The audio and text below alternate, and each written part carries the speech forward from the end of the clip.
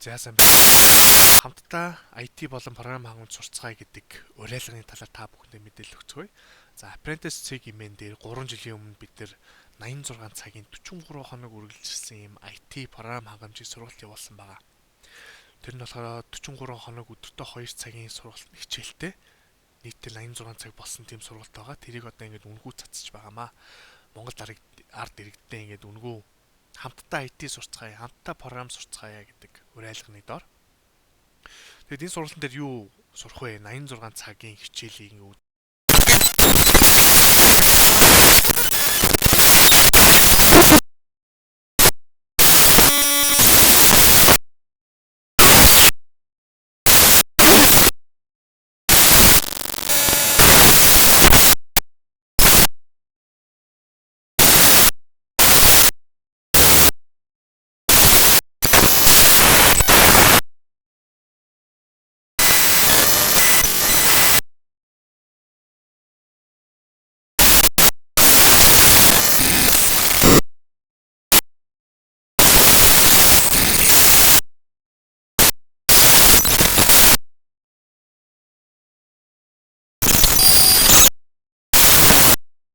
тийм ээ танхимаар явагдаж байгаа юу гэхээр маах одоо 2 сарын яг адилхан тийм сургалт явагдаж байгаа. Гэхдээ арай гүнзгийрүүлсэн ажлын байранд бэлдэх. Тэр нь болохоор яг адилхан 7 хоногт 2 өдөр орно. Тэр нь хагас сайн бүтэн сарнд ордог. Тэгээ 2 сарын 8-7 хоногийн тийм сургалт байгаа. Тэгээ та бүхэндээ амжилт хүсье. Асуух зүйл байх юм бол хамтдаа Segnet дээр орж асуугаарай. Танхим сургалтын талаар мэдээлэл авъя гэх юм бол Apprentice CG-мен дээр орж мэдээлэл аваарай. Тэгээд өөр асуух зүйл байвал коммент үлдээгээрэй. Биднээс зав гарах юм бол хариулж өгье. Боломжгүй бол мэддэг туслах бол хүсэлтэй байгаа нэг нь хариулаад өгөх байхаа. Амжилт хүсье. За. Парчинси малгай гинэ. За тэгвэл үргэлжлүүлээ дөө. Өчигдөр бид нэр энэ DigitalOcean руу орж аккаунт нээсэн шүү дээ. Нээхдээ бид нэр нэг юм код хэрэглэж орсон. Тэгээ нэг юм линк дагаж орсон. Тэр линкээр дагаж орвол $100 хэрэглээний одоо купонтой хямдралтай гэх юм боломжтой байгаа. Тэгээд тэрнээс гадна юу байна вэ гэхээр эсвэл $200 багтааж хэрэглэх юм уу эсвэл 2 сарда. Тийм ээ 2 сар хэрэглээд $100 хүрэхгүй болвол 2 сарын дараа энэ урамшуулалт нь дуусна гэсэн үг. Тийм утгатай явж байгаа.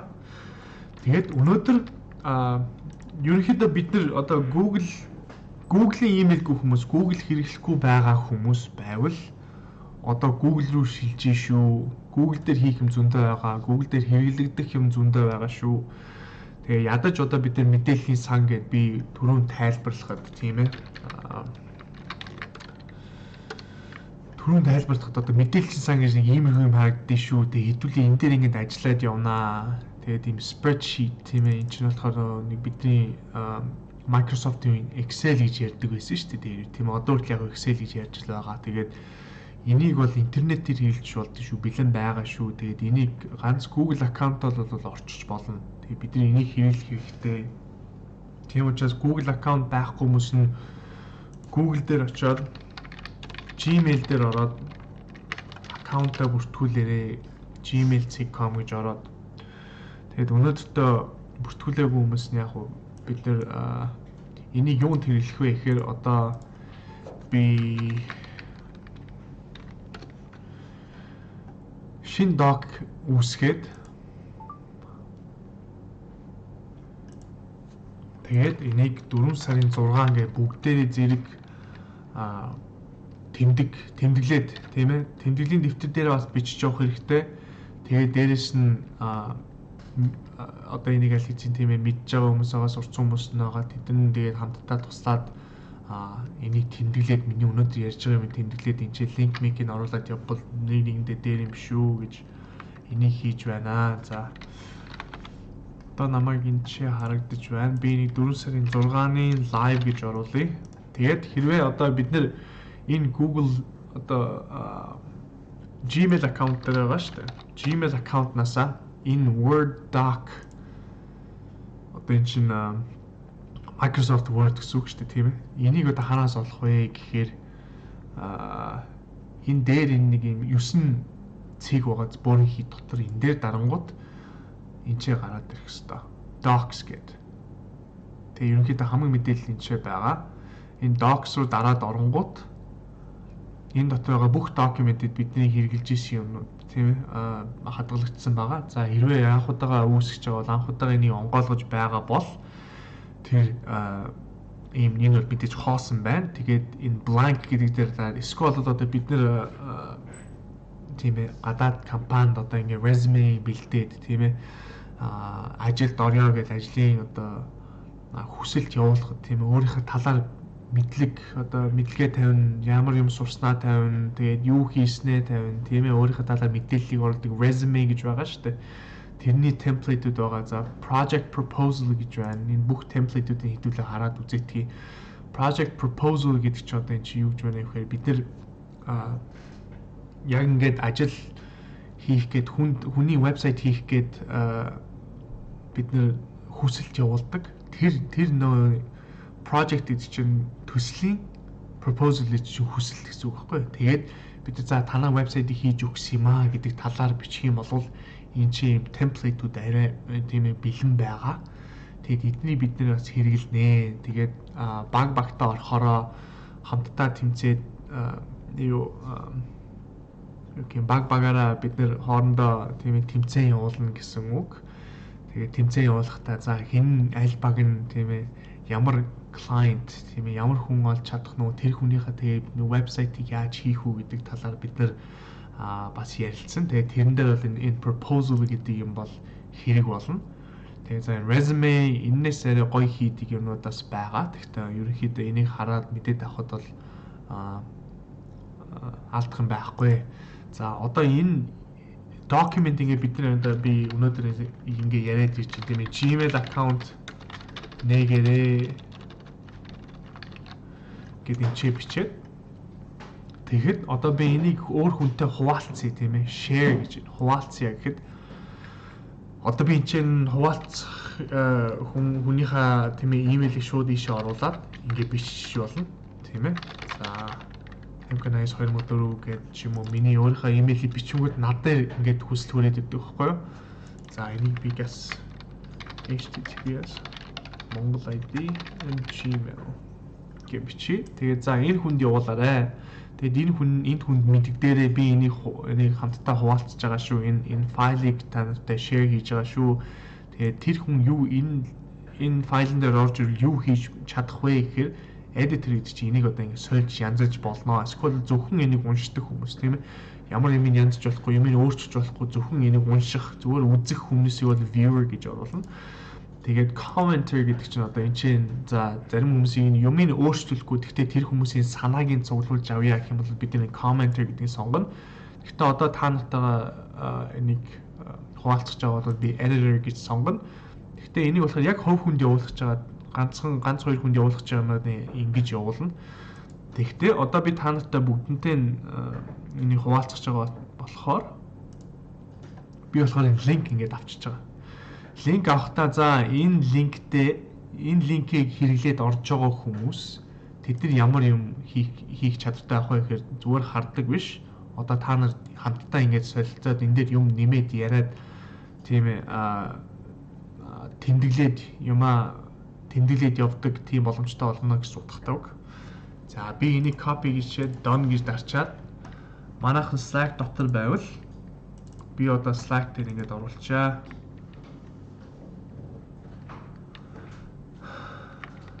За background-ийн өнгө шүүлт дутуу байна. За тэр яах вэ? Тэр яах? Гэрэл баг байгаа. За би ингэж линк оруулчих. Одоо би энэ линкийг ингэж оруулж байхад юу болж байна вэ гэхээр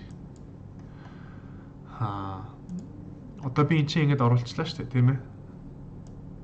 Тэгээд энийгээ би одоо pin гэж хийж байгаа хгүй. Pin гэдэг чинь энэ сууг руу энэ суугт энийг ингээ хадчихаа гэдэг утгатай үг. Тэгээ ингээд pin гэдэг дарангууд миний энэ оруулж ирсэн энэ бүх линкүүд ингээд хадгалагдаад явцсан байгаа хгүй. Тэгэхээр зарим хүмүүс одоо энэ линк хаана байна вэ? Энийг одоо хаанаас олох вэ гэж зөндөө асуугаад байна. Тэрийг бол энэ өрөө нэгэ хаагдсан тохиолдолд энэ асуултын тэмдэг дээр дараад тэнгууд энэ өрөөний энэ суугны тийм ээ энэ суугны талаар мэдээлэл нэгээд about гэж гараад ирнэ. За энэ суугны дотор юу байгаа юм бэ? Энэ дотор хичнээн хүн байна вэ? 279 байна. Тэгээд pin гээд хийнгүүт миний бүх оруулсан юмнуудыг би өөрөө pin гээд яваад байгаа шүү.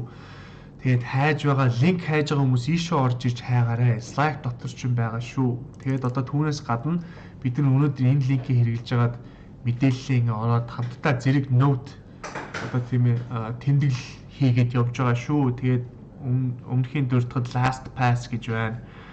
Jira гэдэг юуны Jira гэдэг одоо task ticket manager-ийн одоо линк нэг ч байна. Asana байна.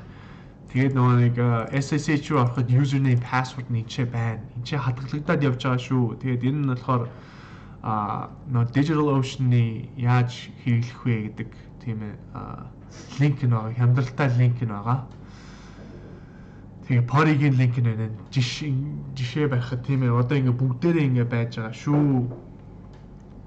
Энийг сайн хэрэглээрэй. Энийг хэрэгжилж сурж ийж бид нэр одоо тийм ээ давуу талтай болно шүү гэдгийг ойлгоорой.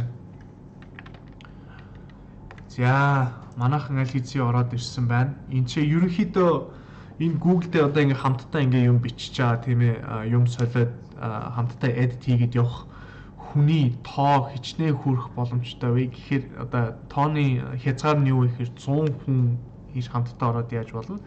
Тэгээд 100-аас дээшээ орсон хүмүүс нь энийг одоо дахиж ингэж юм бичиж чадваргүй одоо юу гэх зүгээр viewer болчихно гэсэн үг. Тэгээд одоохондоо 49 байна. За 40 за 57 54 хүрж байна тийм ээ.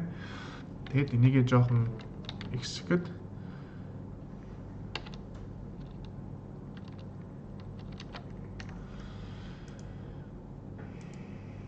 за та нар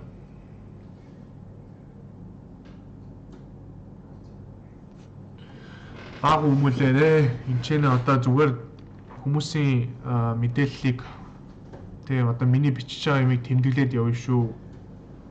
Та нар энэ дээр одоо туршлага хийгээд хэрэггүй. Өөрийнхөө Google-ийнхаа аккаунт дээр туршлага хийгээрэй. За Google гэхээр нэг тиймэрхүү юм байна. За зарим хүмүүс өчигдөр нөгөө бид нар энэ аккаунт руугаа энэ сервер руугаа нөгөө SSH хийж Pori гэдэг системийг хэрэглэж ийж орсон шүү дээ. Тийм ээ санаж байна та нар. Өчигдөр бидний энэ нөгөө нэг юу серверийнхаа IP-г нь чи оруулж тавиад тэгээд IP-ийнх нь тэгээд load гээд одоо open гэдэгтээ дарангуут бид нарт тэгээд username-ийг оруулах хэрэгтэй болно. За username-ийг оруулахад бид нар username-ийг оруулсны дараа за apprentice гэдээ оруулна. Тэгээд энэ дээр одоо кодоо нууц үгээ бичнэ шүү дээ, тийм ээ. Нууц үгээ бичиххэд за apprentice MGL гэд бичнэ. Намайг одоо ингэ бичиж хахад энд ямар ч дүрс гарахгүй. Яагаад гэвэл бидний нууц үг харагдахгүй байх ёстой гэсэн утгатай. Тэгэд ингээд ороход би ингээд аль хэзээ орж чадж байгаа. Тэгэд өнөөдөр бид нар энэ системийг хэрэглэнэ. Энэ систем дээр юу болж байна гэдгийг харна. Тэгээд сурна. Тэгээд хэрвээ биднээс зав байвал бид нэг жоохон дизайн талаар, маркетинг талаар нэг жоохон юм оролдож үзнэ. Тэгээд гар утсаараа орох гэж байгаа хүмүүс бас байна. За гар утсаараа ингээд тийм ээ зүгээр одоо бид нар өнөөдөр интернетгүй байлаа гэж боддог тийм ээ, компьютергүй байлаа гэж боддог. Гар утсан дээр ороод энэ сервер руу орох юм бол болно. Тэрэн дээр хэрвээ iPhone-той болвол ямар апп суулгах вэ гэдгийг би Facebook дээр видео хийгээд оруулсан байгаа. Яг аль аппыг суулгах вэ гэдгийг оруулсан байгаа. Тэгээд хэрвээ Android утастай болвол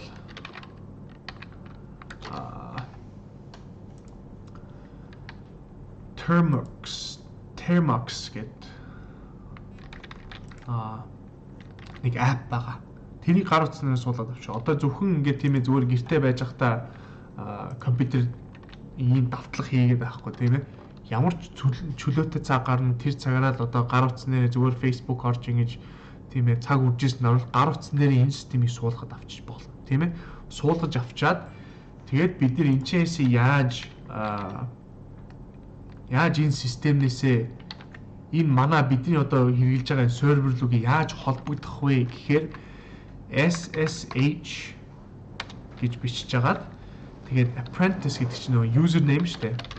Apprentice тэгээд @ гэдэг нь за аль хаана байгаа вэ? Аль сервер дээр вэ гэдгийгүүд бид нар нөгөө apprentice-ийнхаа энэ хаягийг серверийн хаягийг ингэж оруулна.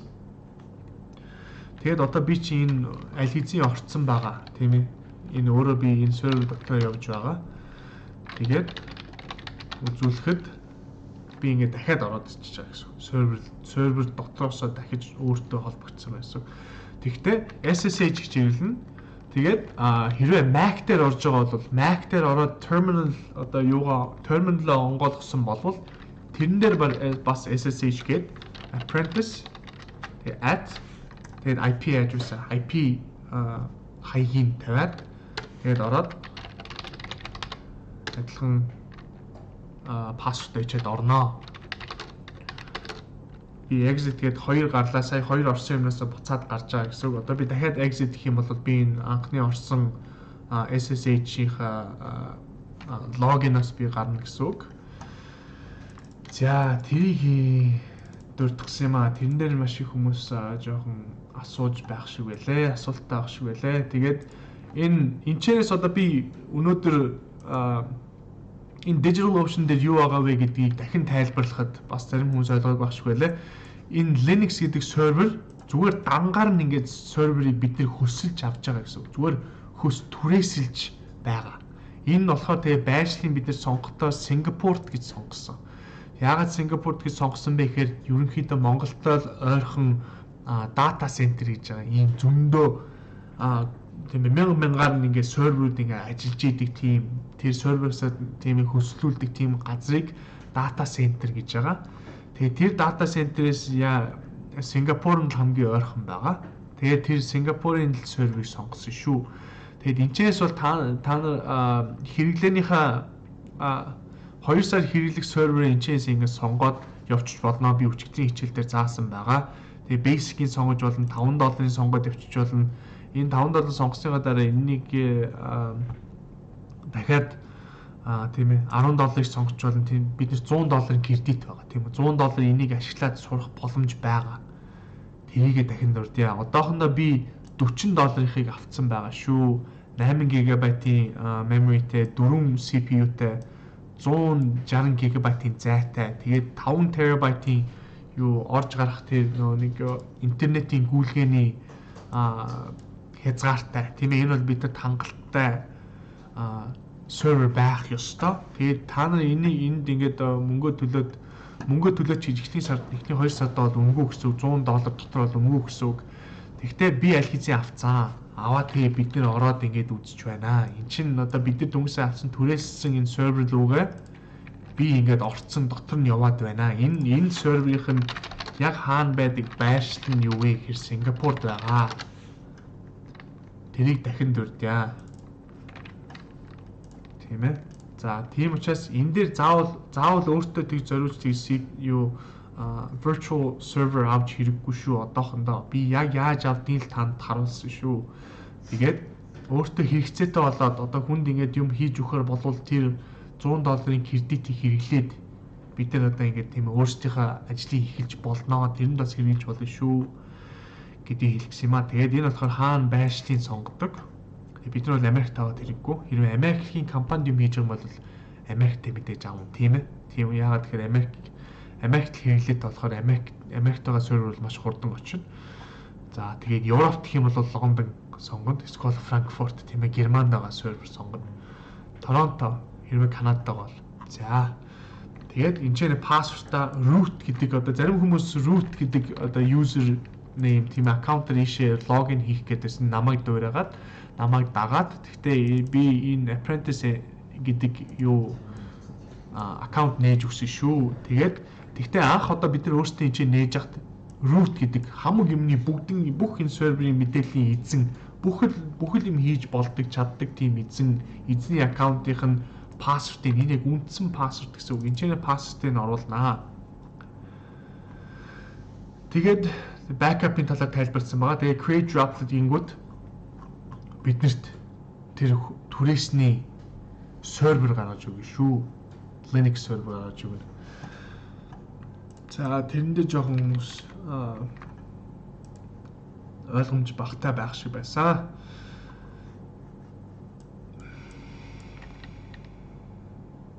За дараагийн юмд одоо би энийг тайлбарлаж байхад бид нэр хамт бүгдээрээ дахин дурдахад энэ бол миний Windows одоо virtual machine байгаа, virtual box байгаа. Энэ болохоор миний Windows дотор явж байгаа дахин Windows. Тэгээд энэ болохоор юу туршилтын 41 хоног үлдсэн байгаа гэдэг туршилтын систем хэрэгжилж байгаа. Тэгээ яагаад энийг хэрэгэлдэг вэ гэхээр бид нар одоо хэрвээ тийм ээ аюулгүй байдлын шалгах тийм ээ одоо hack хийж сурах юм бол заавал өөрийнхөө дотоод local intranet дотор хийх ёстой шүү. Тэр зөв юм хийх юм хийхгүй бол тийм ээ газарчаа өөр хаасаагүй одоо энэ интернет чи юм онголттой юм байгаа шүү дээ ингээ харахад. Тийм ээ. Эдгээр лөө хаасаагүй ингээ дайраад иж болохгүй шүү. Тэр бол маш аюултай юм шүү. Тийм учраас энэ virtual box гэдэг бол тийм дасгал масгал бол маш хэрэгтэй болно.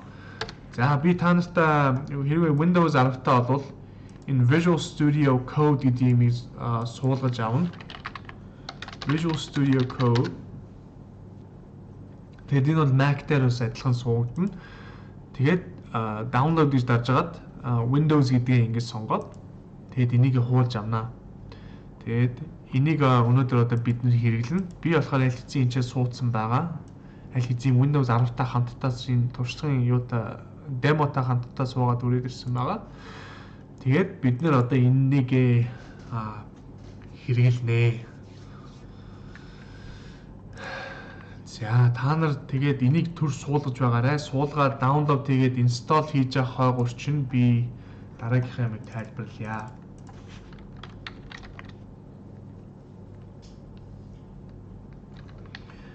За ямар нэгэн асуулт байна уу би гээс шалгаадахыг.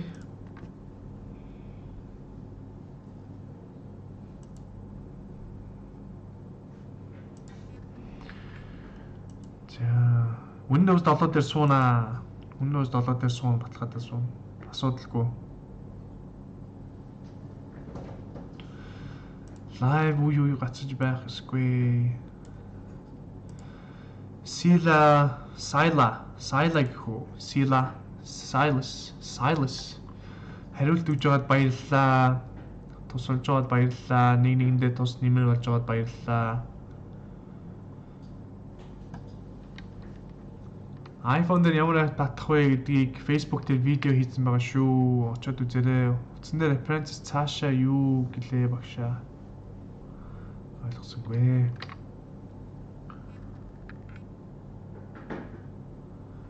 Паста зөв хийгээрэй.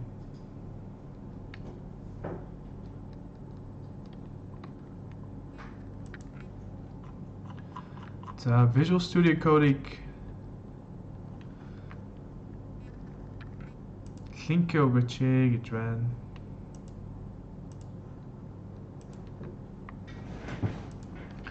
За би дахин нэг юм дурдъя. Бид нэр одоо эн чин дөнгөж 4-р анги явж байгаа тийм ээ. 4-р одоо юу гэх юм сургалт явж байгаа. Тэгээд яг одоо сургуулийн хуваараар бодох юм бол бид нэр дөнгөж 2-р 7 хоног дуусгах гээд явж байгаа шүү. Тэгээд бид нэр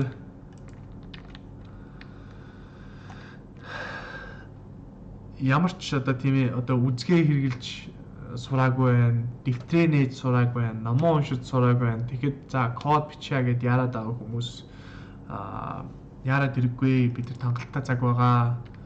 Бид нар дахиад 40 өдөр байна. Тийм ээ. 80 цаг байна. Тэгээд зөндөө бүгднийг бид нэр суурийн л маш баттай тийм ээ ойлгомжтой тавьж сурж авах хэрэгтэй шүү.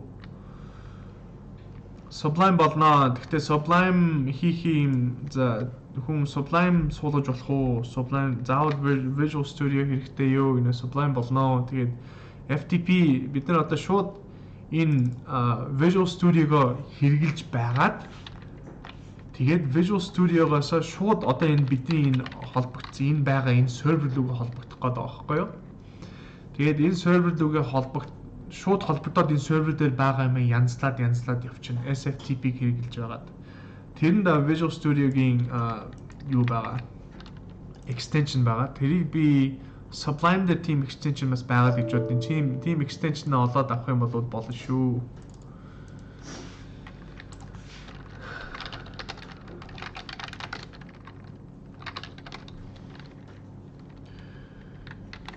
За тэгээд бидний энэ SSH-ээр холбогдсон байгаа тийм ээ. Холбогдсон байхад бид нэр хаяа энэ ингээд тасарчин. Яагаад тэгэхээр Монголоос Сингапурын хооронд маш хол зай байгаа тийм ээ. Тэр зайн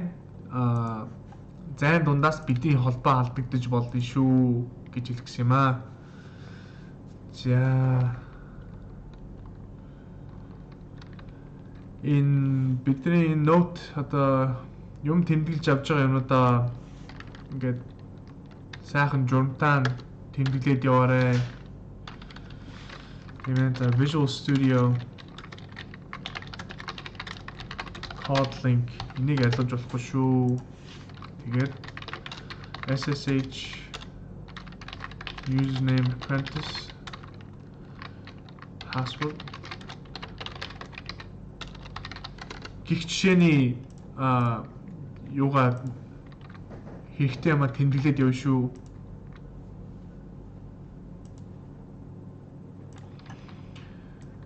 За. Одоо би Монгол ID дээр нэг ороодох юм. Тэгээд дахиж нэг юм та нарт үзүүлье. За хэрвээ Google Chrome хэрэгжилж байгаа бол бид нар одоо за яг энэ вебсайтны цаана юу болж байна вэ? Яг энэ вебсайт гэж юу юм бэ? Энэний дарталт нь ямар код явж байгаад биднэрт энэ дүрс нь харагдаж байна вэ? Энэ цаана байгаа зураг харагдаж байна, тийм ээ. Тэгээд энэ дээр байгаа энэ хар дүрс байна. Тэгээд энэ хажуудалд нь хоёр хар дүрс байна. Тэд нар юу юм бэ? Тийм ээ гэдгийг одоо оншилж үзье. Тэгээд та нар VS Code гээд би нэг Slack оруулчих. Тэрэн дээр оруулаад суулгацсан болвол thumbs up хөрөөгөө ингэж гозоолгосон тэр icon дээр дараарай.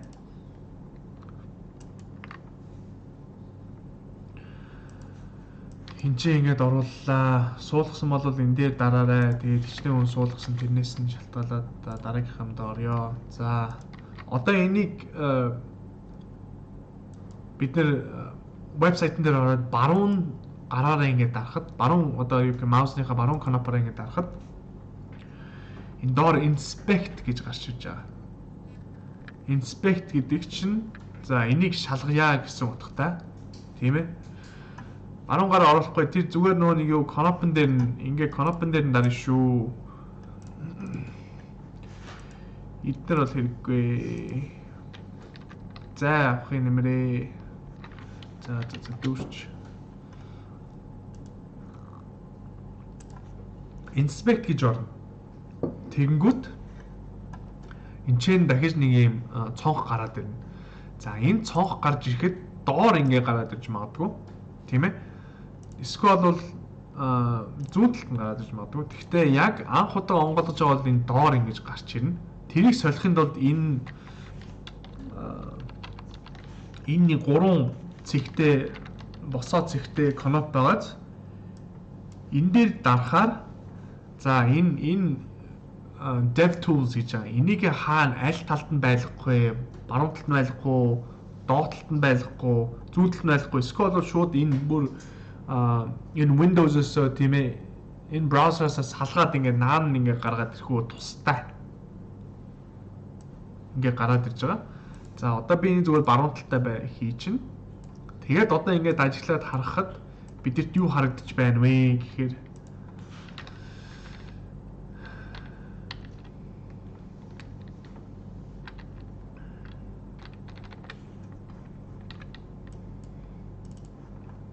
за бидэрт яг одоо цаанаас ирж байгаа код нь харагдаж байгаа. Тийм ээ? Энэ doc type гэж байна. HTML гэж байна. Одоо бид нар HTML-ыг одоо судлах гэж байна. Тийм ээ, inspect хийж байна. Энэ вебсайтын дотрын яг дотор нь юу байгаа юм бэ гэдгийг харъя. Тэгээд одоо дахиад баруун нараа дараа view page source гэж байгаа. За энэ хаанаас орж ирсэн бэ? Яг үндсэн яг source-ыг харъя гэдэг. Энэ дээр дарахад одоо бидний хэрэглэж байгаа энэ браузер шүү дээ. Компьютер одоо ингэ интернет рүү орж байгаа энэ төхөөрөмж. Энэ юу харж байна вэ? Энэ төхөөрөмж яг ямар дүрс харж байна? Юу харж байна? Ямар код харж байна гэхээр зүгээр л ийм юм орж иж байгаа байхгүй юу? Энэ төхөөрөмжн дээр яг манай энэ хуудас бол ийм л код цаанаас нь орж иж байгаа гэсэн үг. Тэгээд head гэж байна. Толгой гэсэн үг тийм ээ. Энэ HTML гэдэг кодны энэ вебсайтны толгой хэсэг нь энчээ байгаа шүү. Тэгээд body гэдэг хэсэг нь бие нь тийм ээ. Яг энэ вебсайтны гол бие нь энчээс эхлээд доошоо ингэ гүгээд энчээ body гэдэг нь дуусч байгаа. Тэгээд HTML гэдэг одоо ийм багцлсан энэ ингээ бүгднийг нэг юм хайрцагт хийж байгаа энэ элемент гэж дуудаж байгаа байхгүй энэ элемент. Тэр элементүүд чинь энчээ байна. Энэ элемент гэдэг. За энийг жоохон ингээд зүүн шиг гүйлгээд үгүй. Тэгэхээр элемент гэж байна. Console гэж байна. Sources гэж байна. Network гэж байна, тийм ээ. Тэгээд энэ чинь за ийм элемент гарахгүй, network гарахгүй. Ийм зарим юмуд нь гарахгүй бол энэ хоёр сум дээр зарна шүү. Хоёр баруун тийшээ заасан сум дээр дарна. Тэгэхэд буцад дахиж энчээ багтаагийн юмуд нь энчээ гараад ирнэ шүү. Тэгээд элемент нь одоо ингээд бүр алга болоод тийм ээ ийшээ ингээд орцсон байхад гэх юм одоо console ингээд алга болчихж штэ. Тэгэхэд console гэдэг юм буцааж авчихын тулд энэ дээрээ дарж агаад энэ дээрээ шууд энчээс сонгоод авчна. Тэгэхэд энэнийхээ байдлыг ингээд хооронд нь ингээд солиод ээж болно шүү. Гэхдээ миний хэрэгэлдэг одоо юу гэх юм дестрал нь болохоор юм байгаа элементүүд юу яах вэ? Яг энэ HTML дотор юу болж байна гэдгийг харж байгаа шүү дээ. Саяны body гэсэн тийм ээ. За энийг хэрвээ энэ доошоо ингэж онгоогоо байвал энэ сум дээр дарна шүү. Та нар харж дагж чадж байна уу? Асуудалгүй үстэй. Тэгээд энэ сум дээр дарангууд доошоо ингэж онгойлгочихж байгаа байхгүй тийм ээ. За одоо тэгээд энийгээ за body-г нь онгойлгоё. Тэгэнгүүт нь body дотор нь дахиад нэг юм элемент body гэдэг элемент байна. Одоо бидний түүнээс цааш энэ дээрдийг элемент гэж дуудаж явна шүү. Тэгээд HTML элемент байна. Head гэдэг элемент байна. Body гэдэг элемент байна. Энэ хэд бол заалтчгүй байх ёстой. Энэ HTML дотор байх ёстой элементүүд байгаа. Тэгээд body дотор бид нар л ерөнхийдөө юу гэж тавьж болно. Гэхдээ SEO яруу жоохон толгой ирэх бах. Тэрийг бол бид дараа эднийг мэдснийхаа дараа сайн судална. Гэхдээ нэг хуудсан дотор заавал нэг одоо юу гэх юм ганцхан ширхэг H1 гэдэг элемент байх хэрэгтэй. За энийг би хэрвээ энийг би баруун талаараа дараад edit as HTML гэх юм бол энийг шууд ингээд HTML-ээр нь солиороо, кодоор нь солиороо гэдэг утгатай байгаа. Ийшээ ингээ ороод H1 гээд элемент ингээд үүсгэхэд hi apprentice MGL гэдэг ингээд дарангууд энэ элемент ингээд шинэ элемент ороод ирчихэж байгаа байхгүй юу? Тийм ээ. Тэгээд энэ H1 гэдэг элемент энэ ерөнхийдөө нэг хуудсан дээр ганцхан л байх ёстой элемент. Яг тэгэхээр бид нар хэлсэн шүү дээ. Эднийг хэрвээ бид нар өөрсдөө вебсайтыг Google-д өгөх юм бол Google ингээд бидний мэдээллийг хайхад энэ H1 гэдэг элементийг энэ одоо хуудасны утга нь байна гэж одоо тооцож энэ дотор нь байгаа мэдээллийг авдаг шүү. За тэгээд энийг ингээд сайн ингээд үзээд байгаа. Одоо жишээ нь заавал Монгол ID дээр орж үзэхгүй өөрсдийнхөө тийм ээ дуртай вебсайтыг хамгийн дуртай вебсайтуудыг ч гэх юм уу за Facebook дээр ч юм уу ороод үзэж болно тийм ээ. Тэгээд өнөөдөр бид нар зав гарах юм бол би шууд одоо энийг элементүүдийг хийгээд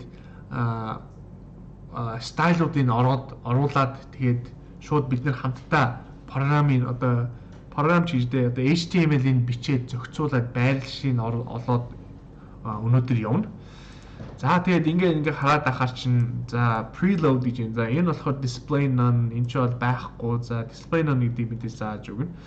Тэгээд main гингүүт чинь энэ одоо бид нар ингээд маусаараа ингээд дээш нь авчихгууд энэ чинь ингээд цэнхэр болоод байгааз. Тэгвэл чи энэ дээр ороход цэнхэр болжлоо бол энэ харагдж байгаа цэнхэр болсон эдэг хүчсэн хэсэг нь л энэ элемент шүү гэж харагдж байгаа байхгүй юу? За энийг дахиад ингээд доошоо ингээд харъя. Энэ хэрвээ заавал маусаараа явахгүй гэх юм бол энийг баруун тишээ заасан сум биш үү keyboard дээр байгаа. Тэрүүгээр ингээд баруун тишээ ангууд энийг доошоо ингээд онгойлгодог. Тэгээд дахиад баруун тишээ дарах юм бол доотлохын элемент рүү ордог. Тэгээд дээшээ доошоо ингээд гүйж болно. Тэгээд энийг хэрэглэхэд амар болно гэсэн үг. За hero гэдэг ийм класстай, ангиллалтай гэсэн үг. Тэгээд ингэ доошоо ингээд ороод хараад ангууд дахиад нэг ийм одоо hero байна. За энэ болохоор мэдээж артлын зураг баг шиг байна, тийм ээ. Артлын зургийг хадгалж идэг зүгээр барьж идэг элемент энэ байгаа байхгүй юу? Энийг налга болчихмод артлын зургийг налга болчихж байгаа гэсэн үг, тийм ээ. Тэгээд ийшээ ороход за ерөнхийдөө одоо ингээд яг энэ гол дот юу байна гэдгийг ингээд дөхөд хүрээд иж байна, тийм ээ. За ингэж дөхөж явж хагаад бид нэг ингээд судлах хэрэгтэй. За ямар юм байд юм бэ? За ерөөсөө энэ болохоор энэ зүүн талд байгаа юмыг багцлсан энэ div гэж байна. Div гэдэг элемент чинь болохоор division гэдэг үг. Юмыг ингэж хуваах тийм ээ. Одоо энэ чинь элементүүд яаж байна вэ гэхээр зүгээр энэ вебсайтн дээр байгаа дүрсүүдийг байршлыг зүгээр хуваагаад за энэ байршил дотор энэ div энэ division гэдэг энэ хэсгийг тавина шүү. Энэ баруун талд нь энэ хэсгийг тавина шүү гэд тэр байршлыг ингэж олдог. Зохицуулдаг нэг элементийг div гэж байгаа. Тэг ерөнхийдөө бид нар div гэдэг элементийг бол за ерөнхийдөө байнга л хэрэглэнэ. Ихэнх хэрэглээнд div гэдэг юм орно. Тэгээд inspect element гэдэг бид нар яг дараад inspect element гэсэн шүү дээ. Тэгээд яг энэ хуудсан дээр байгаа энэ элемент тийм ээ. Энэ дээр дарчаад энэ юу юм бэ гэдэг тэгэнгүүт яг тэр дүрсэн дээр нь дарсан газар дээр нь очиод эн чинь энэ элемент байх шүү гэж гаргаж байгаа. Тэгээд энийг харахад image гэдэг элемент байгаа байхгүй юу? За манайхан ихэнх нь юу VS Code суулгацсан гэж байх шиг байна. Тэгээд VS Code руу орё. Тэгээд энийг одоо бид нар өөрсдөө хийгээд эхлэе. Тийм ээ? За VS Code дотор би жоохон томруулаад өгье. Зум хийгээд өгье. Энэ зүүн талд байгаа энэ гурван ингэж нийлцсэн энэ дүрлжин байгааз. За гурван нийлцсэн дүрлжин чинь юу гэсэн утгатай үг юм бэ гэхээр цаанаас нь дөрөв дэх ингэ дүрлжин ингэж нийлээд ороод ирж байгааз. Тэгин чи юу гэх гээд байгаа нэг extension гэдэг юм байгаа. Тэгээ extension гэж ч одоо ингэ юмыг ингэ цаашаа ингэ үргэлжлүүлэх сунгах гэсэн утгатай үг. Тэгээд энэ яагаад юу extension юм бэ гэхээр гаднаас одоо бидэрт энэ яг Visual Studio дээр дахиж шинэ юм одоо юу гэх юм чадвар нэмж байна гэсэн үг. Тэгээд энэ extension гэдэг дараад за одоо бидэрт хамгийн хэрэгтэй анхан шатнаас сурж ахт хэрэгтэй маш амьдралыг одоо тийм ээ юу гэх одоо бичиж чадахгүй хурдан бичиж чадахгүй хүмүүс тийм амьдралыг маш амарчилдаг зүйл болохоор prettier гэж байгаа. Prettier гэдгийг одоо энэ ч бичээд хайгаад энэ ч хоёр ерөнхийдөө popular гэдэг айгүй тийм ээ нэр хүндтэй маш их хүн хэрэглэдэг одоо хоёр энэ хоёрыг одоо бидэд хэрэгтэй байгаа. Тэгэд энэ хоёрыг суулгана. За одоо би prettier гэж бичээд тэгэнгүүт одоо энэ ч гараад ирнэ. Prettier тэгээд зураас code formatter гэж байгаа.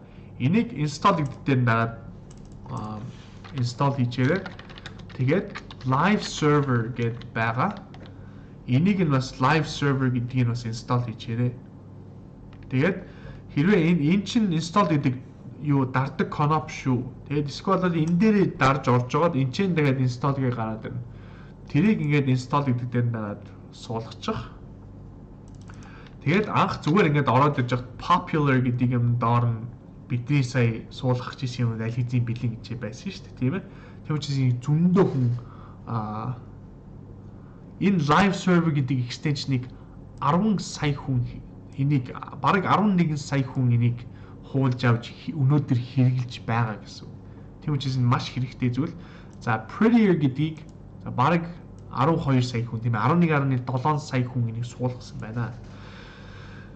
За Prettier гэдэг чинь юу вэ гэхээр бид нар өнөөдөр за одоо энэ дээдлийн энэ нэг коноп байгааз энэ нэг одоо юу гин цаас шиг тийм ээ дээдлийн баруун дээдлийн булангийнх нь өнцг нь ингээд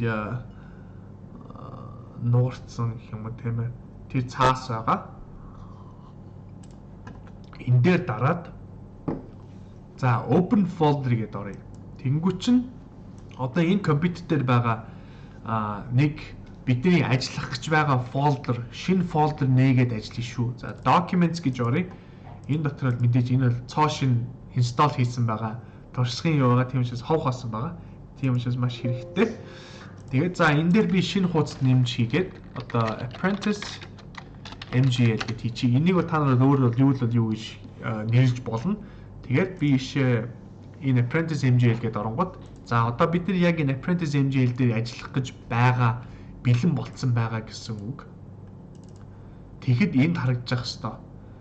За дахин хэлэхэд энэ файл дээр дарж агаад open folder гэж бас болно.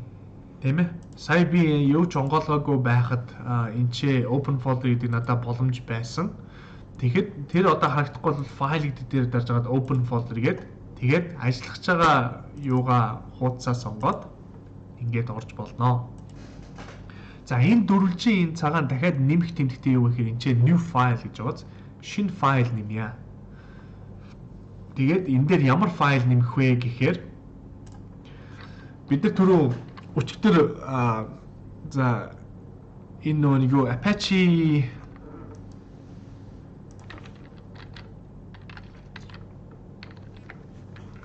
then Apache Nginx гэдэг хоёр чинь нэг вебсайт ажилуулдаг чадвар өгдөг энэ Ubuntu CentOS гэдэг хоёр Linux server дээр энэ хоёрын аль нэгийг суулгах юм болвол тэр вебсайт тэр одоо сервер тэр компьютер вебсайт хийх вебсайт одоо хүмүүс рүү цацах чадвартай болно гэж хэлсэн тийм ээ. Тэгээд энэ хоёр нь ямар файл хайдаг вэ? Яг үндсэндээ ямар файл одоо тийм ээ биднэрт авчрахын тулд биднэрт одоо компьютер ингээ буцаагаад бидний браузер чинь за энэ хоёр руу орё гэдээ очингод цаараас чинь мэдээ сервер дээр очиж серверээс биднэр лөө код буцааж авчирч байгаа тийм ээ. Энэ саяны энэ хардаг энийг чинь серверээс наашаа авчирж байгаа байхгүй юу? Тэгээд энэ серверийн файлыг энэ одоо бүх кодыг энэ хоёр систем ханаас ямар нэрээр хайдаг вэ гэхээр index.html гэдгийг бид нэр сурсан тийм ээ. Бас default .html гэж болно.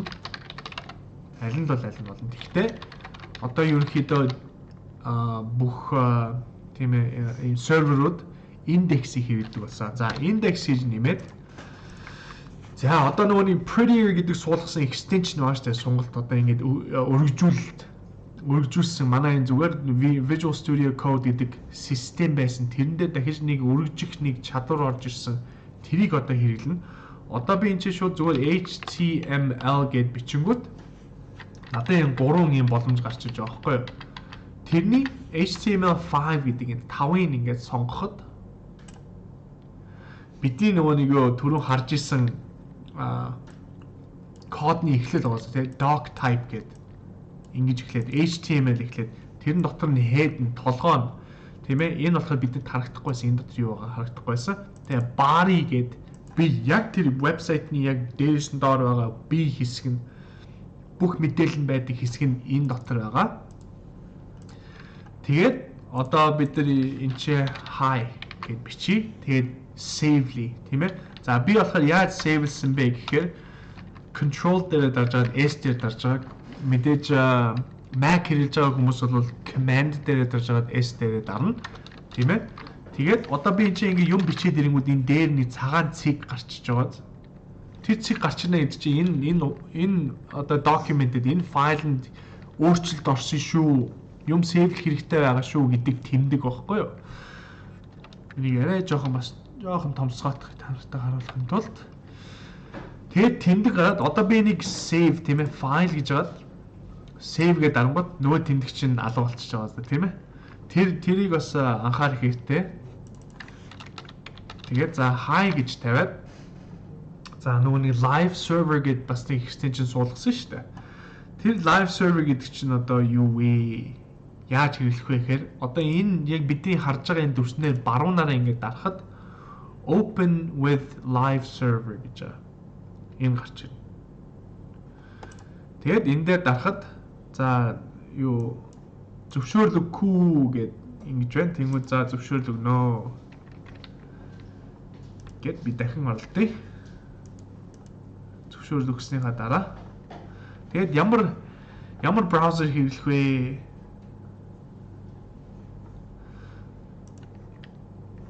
Хэрэглэх вэ гэдээ ороод Google дээр ороод окей гэдээ дарна шүү дээ. За live server дээр тэмдэглэж байгаа хүндээ баярлалаа гэж байна.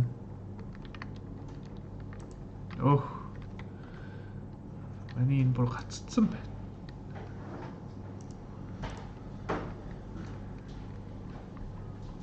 За зөв. Энэ дээр дахин хэлээд энэ дээр битээ туршлага хийгээрэй. Хийж чаддаг хүмүүсээр нь хийлгээд явуулчаарай. Бидэндээ бидэрт хэрэгтэй шүү. За тэгээд бид нар сая ингээд live server дээр оронгод hi гэд миний бичсэн юм ингээд гараад ирж байгааз. Тэгээд ингээд харахад одоо би энийг дахиж ингээд сайн байна уу гэд savely хадгалахад энэчээ дахиад ингээд live шууд солигдоод янзлагдаад ямар нэгэн өөрчлөлт энэ дээр гараад мэдэгдээд сейвлэх юм бол энэ бидний хийж байгаа энэ одоо хийж байгаа энэ вебсайт солигдоод янзлагдаад live тийм ээ шууд одоо энэ live дамжуулж штэ тэр чигээ шууд энэчээ засагтаад явна гэсэн үг. Тэр болохоор маш хэрэгтэй зүйл байгаа юм. Тэгээд за би энэсээ жоохон багасгаах юм. Тэгээд хэдүүлээ за энэ HTML гэж юу юм бэ? Doc type гэж одоо энэ юу хэлээд байгаа юм бэ гэдгийг одоо судлаа, ойлгоё, тийм ээ?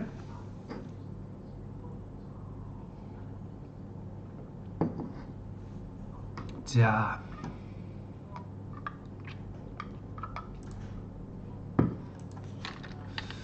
Энэ Visual Studio дээр одоо би энийг биччихээд баах ингэж хий, тийм ээ? Тэгэхээр нэг гоё юм энэ зүүн баруун талд ингэ дээшээ доош гүйлгдэг юм байгаа шүү. Энийг бас хэрэглээрээ. Энэ маш хэрэгтэй зүйл байгаа шүү. Ингэж хурдан хайдаг. Тэгээд өмнөх юмнуудаа бигээс устгаах юм. За суулгаж чадаагүй хүн байна уу? Visual Studio суулгаж чадаагүй. Зөв Аги, маш зөв. Гоё харагдаж байна. Монгол бас Мандан Бадраг. Цагт сайхан гамболд маш сайхан юм бичсэн байна.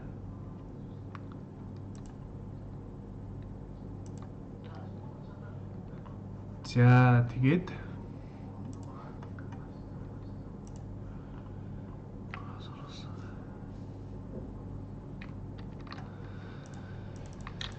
за сайн байна уу гэд явж байна. 7 цаг 49 минут болж байна.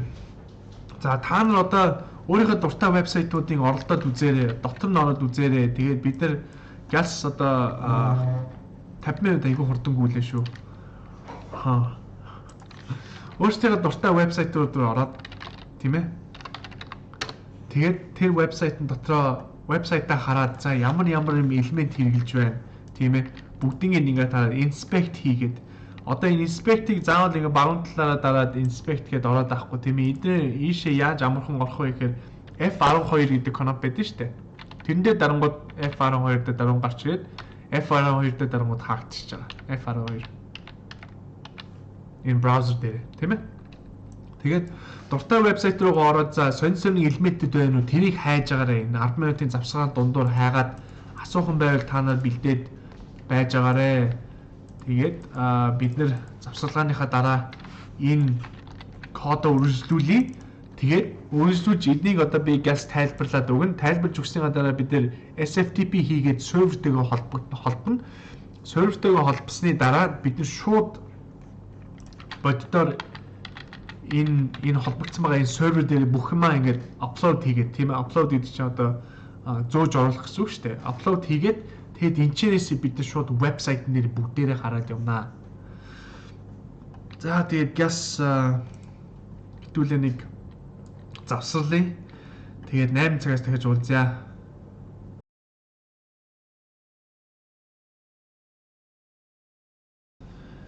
За маш зөв. Бэлгүүн баярлалаа. Түүж оруулж ирсэнд баярлалаа.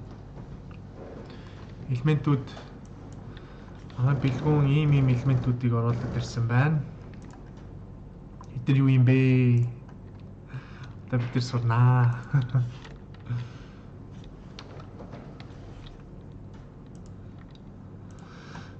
Hello world.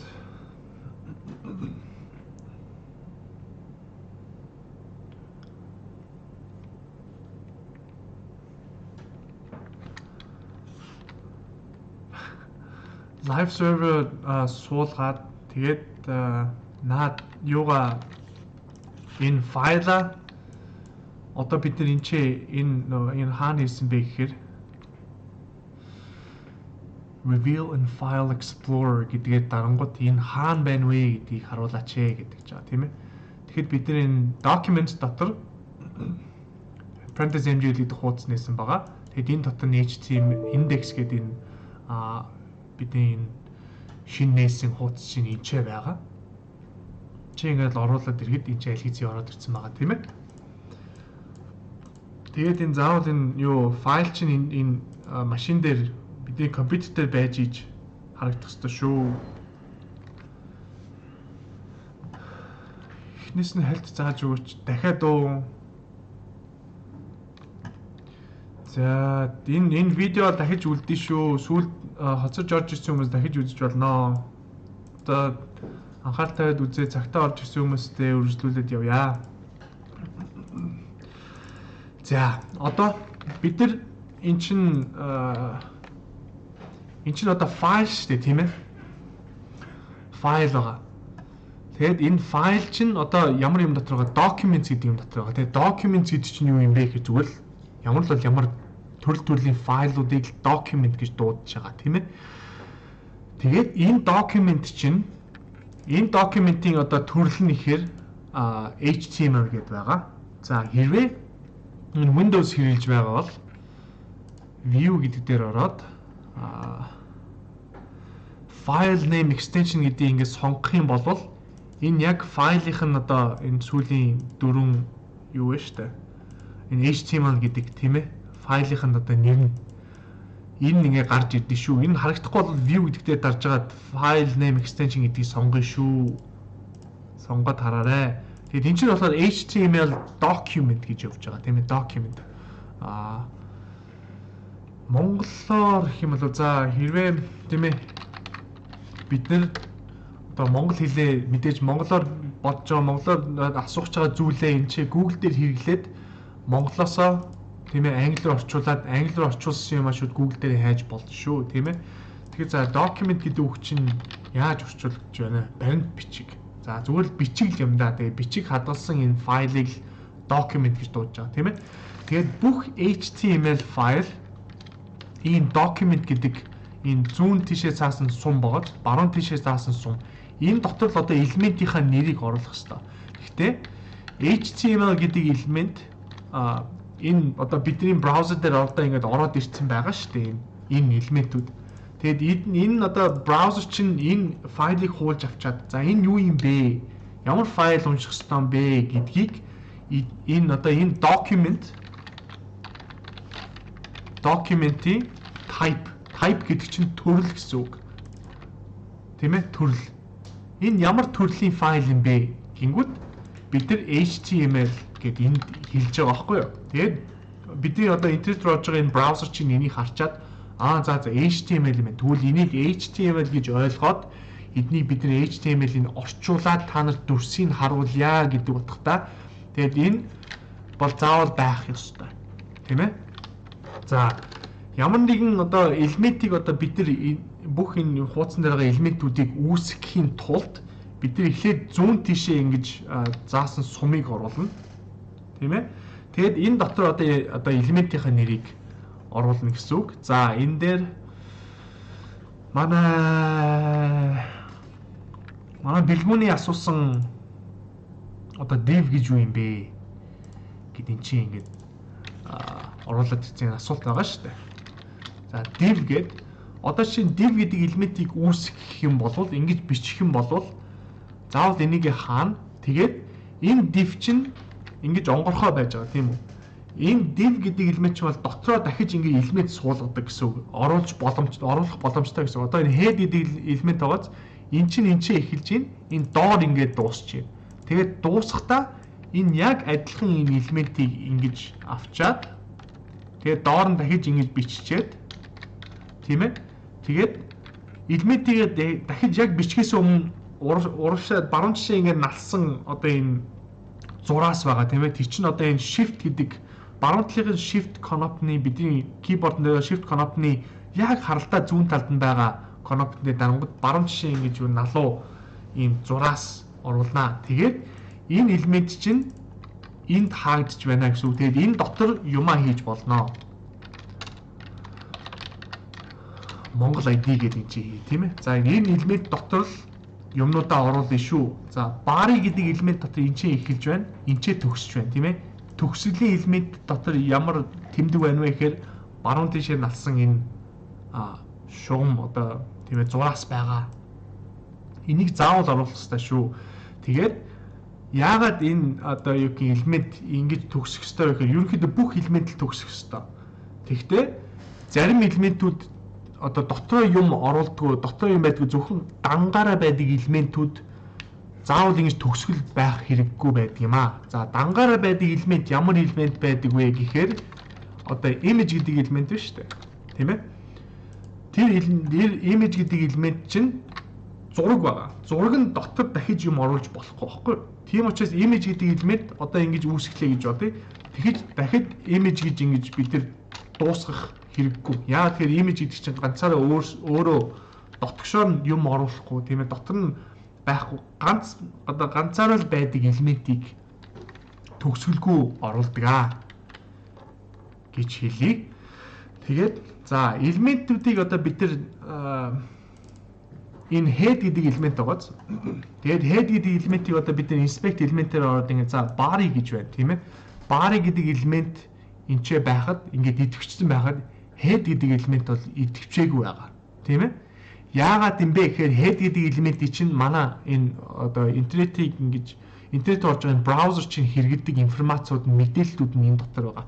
Тийм учраас энэ чи одоо энэ HTML бичиг баримт тийм ээ файл энэ дотор нэг mara гэдэг дахиж нэг элемент байгаа. Тэгээд энэ mara гэдэг элементүүд нь болохоор за энэ дотор яг юу байгаа вэ? Энэ хуудасны талаарх мэдээллүүдний head дотор орсон байдаг. Тэгээд энийг бол бид нар бол харах одоо яг бидний хэрэглэж байгаа хүмүүс бол харах ямар ч хэрэггүй. Тэгээд ганц харагддаг одоо ганц хоёр харагддаг юм нь болохоор энэ чи title гэж байгаа. Title нь одоо юу вэ гэхээр бид нар дахиж юу руу орсноо харъя. Ийшээ оронгод document гэж байгааз. Энэ хуудасны гарчиг нь гэх юм уу тийм ээ. Энчээ дээр гардаг. За би одоо энийг солиод 4 сарын 6-ны 4 сарын 6 live гэж бичиж. Тэгээд энийг би save хий тийм ээ. Хадгалъя. Тэгэхэд энчээ live гэж солигдож байгаа байхгүй энэ title-ыг бид нар ингэж сольж байгаа гэсэн үг энэ хуудасныхаа. Тэгээд түрүүн биччихсэн Монгол ID. За энэ бол буруу орсон HTML төгссөн байж байгаад орсон байгаа дараа нь ингээд орсон байгаа энэ элемент байгаа. Энэ бол тэртээ бичигдсэн байна. Гэхдээ энэ бол буруу. Бүх юма body дотор хийх хэрэгтэй.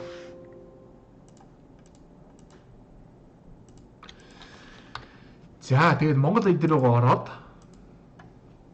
энэ нэг зураг байгаа тийм ээ. Бидний манай Монгол ID-ийн лого байгаа. Энэ дээр баруун нараа ингээд дарахад image дээр зурган дээр баруун нараа дарахад бид нар тийм copy image address гэж байхгүй. За энэ зургийн хаягийн copy.co гэдэг энэ боломж энчээ бидэд гарч иж байгаа option гэдэг тийм ээ. Өөр газар дээр ингэ дарах юм бол image дээр дараагүй юм чи мэдээж бид тэр сонголтод гарч ирэхгүй. За энэ дээр дараад copy image address гэдэг. Бид нар одоо юу copyцсан бэ гэхээр энэ зургийн яг хаана байгаа гэдэг хаяг нь. Одоо эн чинь мэдээж нэг сервер дээр байгаа шүү дээ. Интернет дээр байгаа. Тэр нөө баахан цэгнүүдийн нэгэн дээр нь л нэг ийм бидний хэрэгсэн ийм зүгээр энэ Linux сервер дээр нэг юм дээр нь л сууж байгаа гэсэн үг. Тэр байршлих нь хаяг нь энэ байгаа байхгүй юу? За ийм хаягн дээр бид нар энийг мэдсэндээ Amazon AWS гэдэг нэртэй домен байна. Тэрний доор дахиад нэг subdomain байна.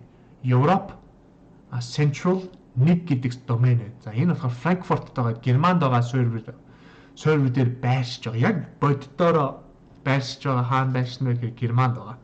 Тэгээд тэрний дараа дахиад S3 гэж subdomain байна. Тэгээд MGL bucket гэдэг бас subdomain байна. Тэгээд харахад 1 2 3 subdomain энэ Amazon AWS.com гэдэг дээр үүсгэсэн байгааз бид нар түрүү хэд л хэдэн subdomain хийж болно гэсэн шүү дээ. Тэр чинь яг ингэж харагдчихэ. Тэгээд энэ subdomain дээр байгаа одоо server энэ болохоор ерөнхийдөө server гэж явахгүй. Тэгтээ энэ дотор байгаа MGL гэдэг folder дотор хуудсан дотор ийм PNG гэдэг зураг байна гэсэн утгатай энэ линк нь аахгүй юу? За энэ линкийг хуулж аваад бид нэр буцаад энэчний хүрээд ирье. За body дотроо сайн байна уу гэд ингэчээд одоо image гэж бид нэр бичиж тийм ээ элементээ үүсгий. Тэгээд элементээ ингээд хаана тийм ээ. За элемент чинь ингээд бүгдээр ингээд ганцаар ингээд байгаад ахгүй. За элемент дээр ямар юм хийж болох вэ гэхээр ID гэдэг юм өгж болно. ID гэж чи одоо identification энэ яг энэ элементийнх нь яг өөрт нь зориулсан ID байхгүй. Тэрэн дээр одоо би энэ дээр юу гэж бичиж болно? Монгол ID logo гэж биччихье тийм ээ. Энэ жоохон харагдахгүй байж магадгүй. Монгол ID logo. Тэгээд энэ ID энэ хуудсан дотор байгаа бүх элемент дотор энэ ID бол ганцхан л байх ёстой. Энэ хуудсан дотор энэ ийм ID-тай элемент дахиж байх ёсгүй. ID бол ганц л ID-гаараа явах ёстой. Одоо яг жишээ нь бидний одоо юу вэ штэ иргэншлийн дугаар. Бүх хүмүүс л нэг л өөрийн гэсэн иргэншлийн дугаартай байх ёстой тийм ээ.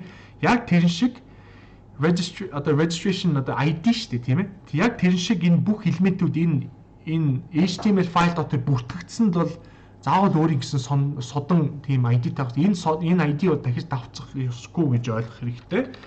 Тэгээд за ID гэчээд энэ дээр бас дахиж хэрэгэлдэг юу одоо энэ дээр одоо өөрчлөлтөг тийм ээ англи өгдөг бид нар одоо байнга хэрэглэх ёстой одоо attribute гэж дууддаг байхгүй юу? Одоо жишээ нь attribute гэдэг шинж чанар тийм ээ. Одоо бид нар энэ image гэдэг элементэд ямар нэгэн шинж чанар өгөө. Энэ содон шинж чанар тий зөвхөн энэ имижийн талаар тийм attribute нь ингээд энэ имижийн содон чанарын ID гэдэг содон чанар нь ийм нэртэй гэж явж байгаа байхгүй юу.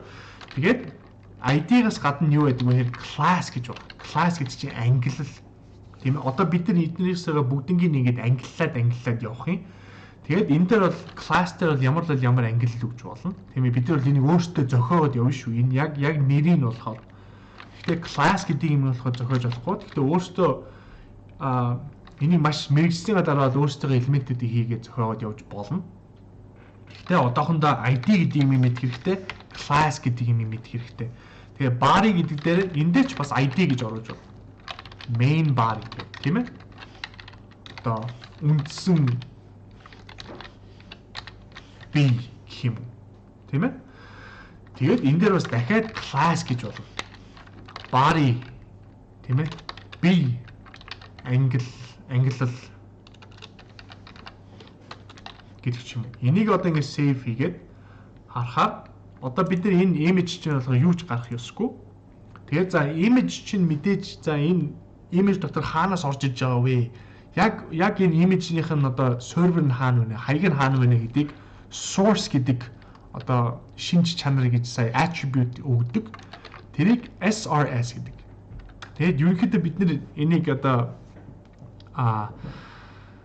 дээр ойлгосон шүү дээ. Бүх юм ерөнхийдөө бол айгүй товчхон бичсэн байгаа шүү. Товчхон бичсэн юмуд байгаа. За source-ийн equals тэнцдэг нь тэгээд энэ double quote гэж байгаа. Тийм ээ double quote гэж одоо enter гэдэг одоо конопны яг зүүн талд нь байгаа тэр конопн дээр дарах юм бол single quote гэж байгаа. Ганцхан ийм одоо quote тийм дээдлэл нэгэ зураас байгаа тийм ээ.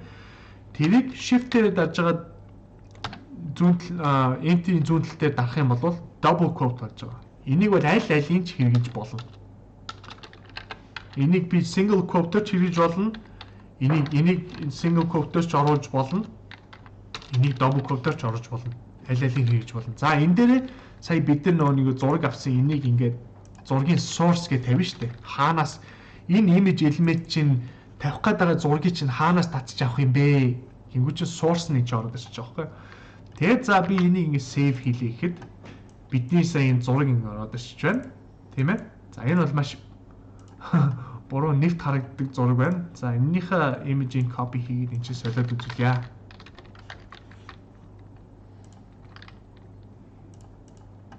Одоо apprentice MN гэдэг манай зураг шууд энэ чинь ороод ирчих жоохгүй юу? Тийм ээ?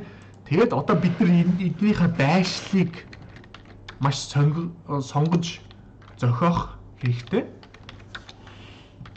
Тэрийг л одоо front end development гэж дуудаж байгаа. Front одоо тийм ээ нүүрэнд харагдах урд одоо вебсайтны урд нь харагдаж байгаа тэр юмнуудыг хөгжүүлдэг хөгжүүлэлтийг front end development гэж байгаа тийм ээ. Тэгээд л одоо тэрэн дээр одоо бид нар одоо бүгднийг ингээд зохицуулаад яваад эхэлнэ. За энэ image-с гадна би түрүү энийг эхлэхэд h1 гэдэг элемент байдаг гэсэн тийм ээ. h1 гэдэг элемент чинь за хуудсан дотор ерөнхийдөө бол ганц л байх ёстой. Энд чинь тэгээд за би энэ өмнө бичсэн сайн байна уу гэдэг тийм ээ код одоо нэрээ оруулъя. Сайн байна уу гэдээ орууллаа. За би жоохон өргөн болгоод харагдахаар болгоох юм. Тэгэд энийгээ багсгаадах яа. За сайн байна үүдийг h1-ээр өгчье. Тэгээд h2 гэж бас элемент байгаа тийм ээ. Би тэгээд тэрийг ингээд элементийг ингээ хаахад энэ дотор нь дахиад одоо юу ч хийж болно тийм ээ. Энэ бол h2 элемент шүү. Элемент байна. Гэт за энийг би тэгээд save хийхэд h1 нь ийм том харагдаж байна. h2 нь ингэж харагдаж байна. Тэгээд h3 гэж байгаа. Тэгээд энийг би доош нь ингээ хуулаад одоо энэ мөрийг одоо бид нар бичсэн тийм ээ одоо shortcut гэж байгаа. Тэрийг энийг доошоо нь яаж дахиж ингэж юу duplicate хийх вэ? Дахин одоо хуулах вэ гэхээр alt дээрээ дарж агаад одоо Mac дээр бол option дээр дарж шүү. Alt дээрээ дарж агаад shift дээрээ дарж агаад доошоо сум биш үү нөө дээшээ доошоо явдаг. Тэр сумыг доошоо дарангууд энэ өмнө биччихсэн юмыг доошоо нэг хуулчихж байгаа байхгүй юу? Хуулаад. Доошоо дарангууд энийг хуулчихж байгаа. За энийг бол advanced тийм ээ жоохон ахиу анги дээр болохоор цагаа хэмнэхийн тулд энийг бол сурж болно. Тэгээд H5, H6 хүртэл явна. Тэгээд энийг хадгалахад одоо бид нар харж байгаа үстэй хамгийн том гарчиг нь маш томоор бичигдсэн байгаа. Тэрнээс нь доошоо ингээд юу фонтных нь хэмжээ нь багасаад явчихж байгаа гэсэн үг. Тэгээд за Монгол ID дээр харахад Монгол ID-ийн за энэ нь юу вэ? Энэ болохоор H2 байна. Монгол ID дээр H1 элемент алгаа. Тийм ээ? Тэгэд энэ болохоор H1 элемент байж болно. H1 гэдэг. Тэгэхэд ийм дүрстэй гарна. Гэхдээ бид нар H2 гэд хийцэн байгаа. За элементийн нэрийг заавал одоо тийм ээ. Ерөнхийдөө болохоор зарчим нь H1 байх ёстой. Гэтэ энэ дээр бол байхгүй байна. Яг тэр бид нар одоо энийг Google-д одоо энэ Монгол ID-г хийгээгүй байгаа, өгөөгүй байгаа. Тэр өгөх ажиллагаагаа бид нар хамтдаа хийгээд энийг хөгжүүлээд явна. За H6 гэдэг элементээс гадна div гэдэг элемент байгаа. Тэрийг манай бэлгүүн асуусан байлаа. Тэгээд div гэдэг чинь юу гэсэн үг юм бэ гэхээр division гэдэг үг багхгүй юу? Division гэдэг чинь одоо хуваах тийм ээ. Хэсэгчлэх одоо divide гэдэг үзье. Divide гэдэг үгнээс гаралтай. Хуваах гэдэг үг багхгүй юу? Тэгээд мэдээж бид нар одоо энэ вебсайтн дээр ингээ ажиллаж байна тийм ээ. Бүгдийг ингээ хийж байгаа юм div гэж байна. Энэ одоо div гэдэг чинь хуваацсан юмнууд байгаа байхгүй юу?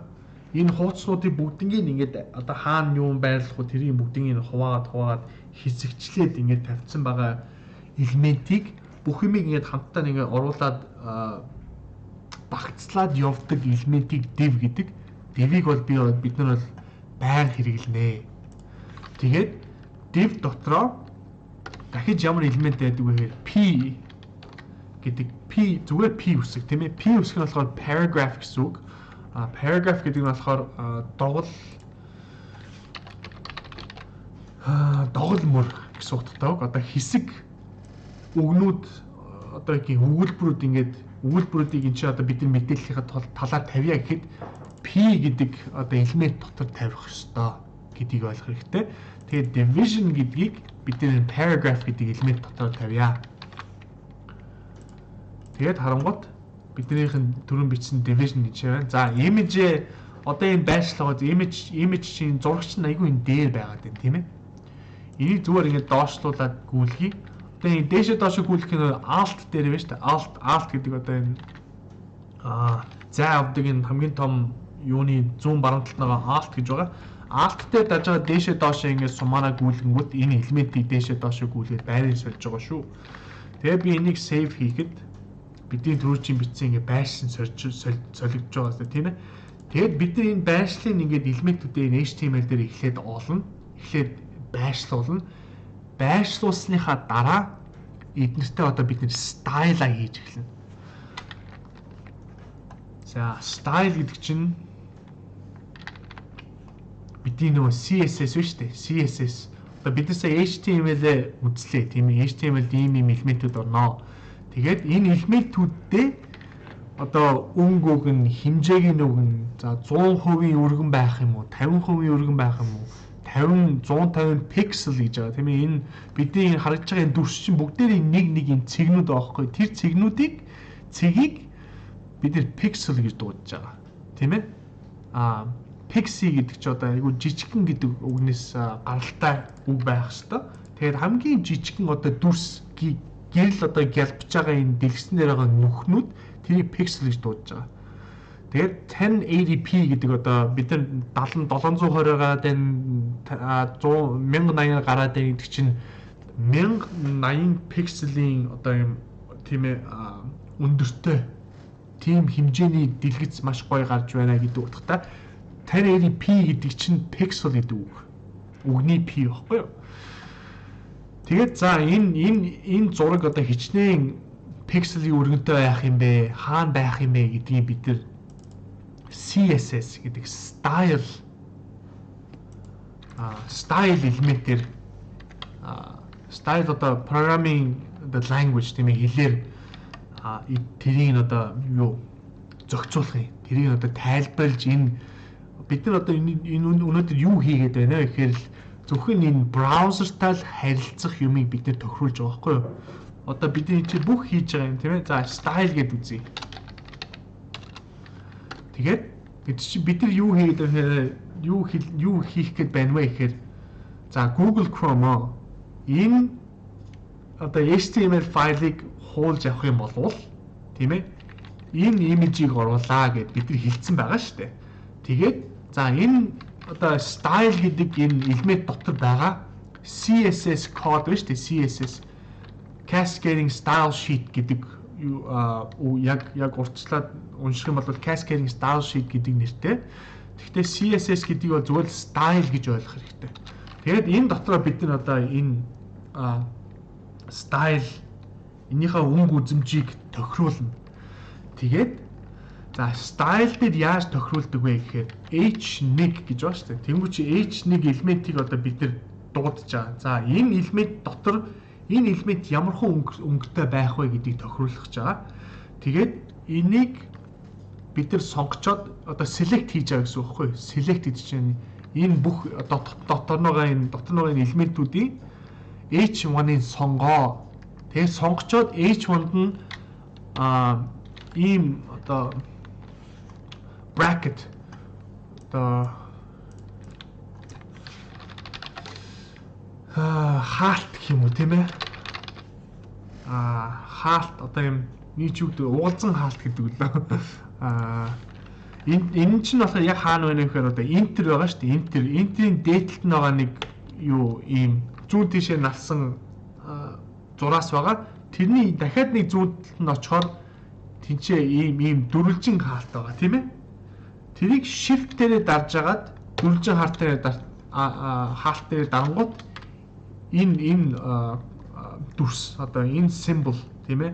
Энэ character гэж байгаа энэ гараад байна. Тэгээд за энэ H1 element Google-ээ энэ H1 элементийг л харах юм бол тэр элементэд энэ стайлыг өгөө гэдэг хэвхэв. За энэ стайл дээр юу бичиж болох вэ гэхээр font энэ чинь мэдээж бидний дотор нь юм бичсэн байгаа шүү дээ.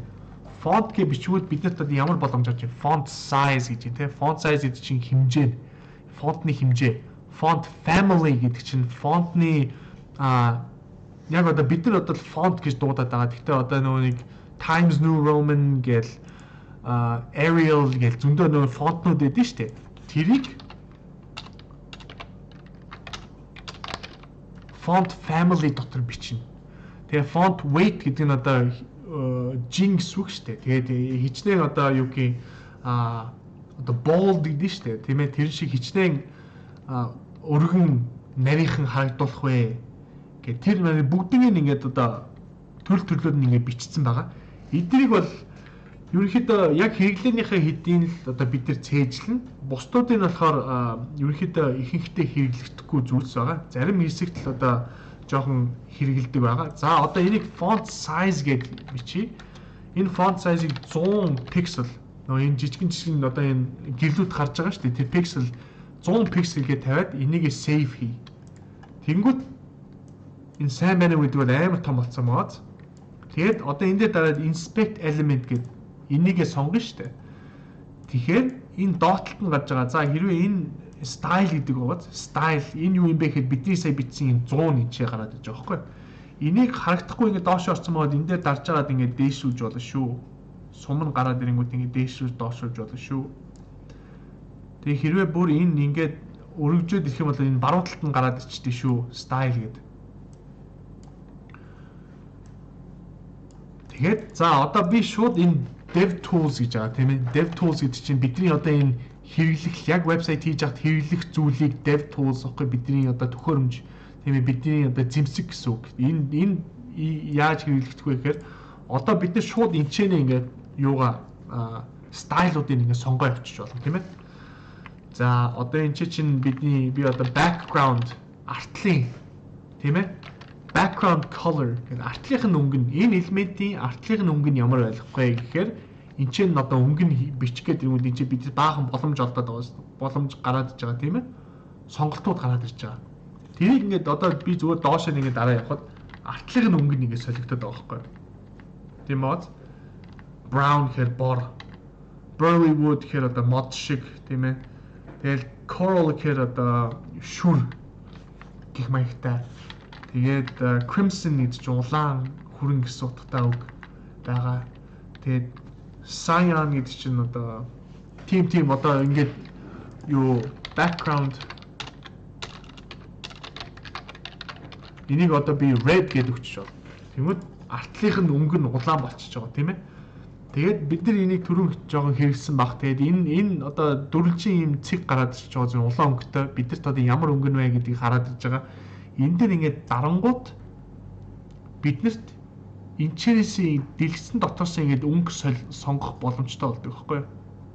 Одоо цагаан байна. Энийг за яг энэ сонин ингээд шилжсэн юм өнгө. За энэс яг энэ ягааныг ингээд сонгочих. За эсвэл энэ ногоон цайвар одоо тийм ээ энэ өнгийн ногоон цэнхэр өнгийн сонгочоо гэдэг ингээд дарангууд нартлан сонгогдоод байгаа тийм ээ.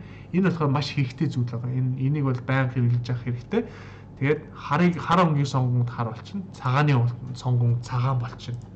Тэгээд Энэ style хийдэг CSS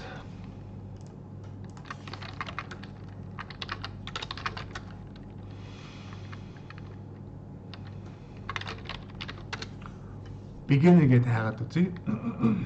Тэгэхээр одоо энэ чи бидэрт одоо юу хэрэглэх вэ? Ямар боломжууд байна вэ?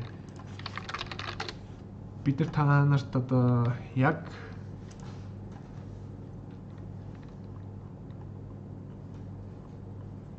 би листинг хайж байна. Одоо жишээ нь color гэдэг өнгө, тийм ээ. Тэгээ text align гэж чи одоо энэ элемент дотор байгаа текстийг яаж баруун зүүн тийм ээ яг тэгш голд нь оруулах уу? Тэгээ font family гэдэг төрөй яасан чинь font-ных нь нэр нь Verdana гэдэг нэртэй font байна. Font-ных нь тэр өнгөнийх нь хэмжээ нь 20 пиксел байна, тийм ээ. Background-ийнх нь артлынх нь өнгө нь энэ байна гэдэг. Энэ жишээний одоо бүх одоо элементүүд байгаа. Ямар юм байна? Одоо төрлийн зөндөө юм стилийн CSS-ийн одоо кодууд байгаа. Тэрийг бид нар одоо өөрсдөө одоо туршиж үзээ, тийм ээ. Одоо манай сайт руу ингээд ороод харъя. Тэгэхэд энэ элемент рүү ингээд ороод харахад за Z index гэж байна. Position гэж байна. Top, left, height, width гэж юу юм, тийм ээ. Эдийг одоо бид нар бүгдээрээ одоо өнөөдрийнхөө гэрийн даалгаварт бүгднийг ингээд оролдоод үзээрэй. Өөрийнхөө дуртай вебсайт руу ороод дуртай вебсайт руугаа ороод тэрийгээ бүгднийг нь одоо inspect element хийгээд, тийм ээ. Одоо энэ Google дээр л одоо орё л да ингээд харъя. Тэгэхэд inspect element энийг хийгээд за ямар юмнууд байна вэ? Тийм ээ, height, width, forced color adjust гэдэг, background image гэдэг. Энийх нь артлынх нь өнгөний оронд артлын зургийг одоо энэ Google-ийн зураг гэж орсон байгаа байхгүй энэ лого. Лого дотор нь болохоор image алга. Энэ логоных нь зүгээр л тийм ээ зураг нь болохоор background image гэдээ орсон байгаа байхгүй. Энэ background image-ийг бол бид нэр ирээдүйдээ маш их хэрэглэнэ. Энэ маш их хэрэгтэй одоо юу гэх аргачлал байгаа background image гэж ингэж явуулдаг нь. Тэгээ background image чинь URL гэдэг чинь одоо link шүү дээ. Хаана байгааг энэ background ингээд энэ имижийг хийчээрэй гэдэг гэсэн утгатай үг байгаа. Тэгээ та нар бүгдээрээ ингээд ороод юу болж байна одоо display гэдэг height биш үү? Энэ height-ийг одоо ингээд дээшээ доош ингээд болох гээд ингэсэн чинь 2 Google гараад за 3 Google 4 Google тийм ээ. Яагаад ингэж байгаа? Гэт ийм асуултууд зөндөө гарч ирнэ. Тэгэхээр background нь хэрвээ энэ image одоо энэ элемент байгаа шүү дээ. Элементийнх нь background нь артталт нь оруулсан зураг нь хэрвээ ингээд одоо багтах юм бол шууд автоматар энэ зургнуудыг ингээд давхарлаад оруулцдаг байхгүй. Тэгээд энийг нь болиулахын тулд background repeat гэж бичээд no repeat гингүүт чинь энэ ганцхан зураг байгаа шүү дээ. Тэгэхэд энэ no repeat байхгүй байсан бол бүгдээр ингээд чагсаа дахиад ингээд давхардаад гараад ирдэг байхгүй. Тэгээд background image хийх юм бол ерөнхийдөө no repeat гэж хийх хэрэгтэй. За background size гэхээр артлын зургийн хэмжээ нь энэ элемент дотор ямар хөө байх вэ гэхээр 50% гэж өгчий. Тэнгүү чи яг энэ элемент дотроо яг элементийнхаа 50%-аар нь ингээд зааглаад яатсан байгаа зү тийм ээ яг 50% хэмжээтэй л болгоцсон байгаа гэсэн үг.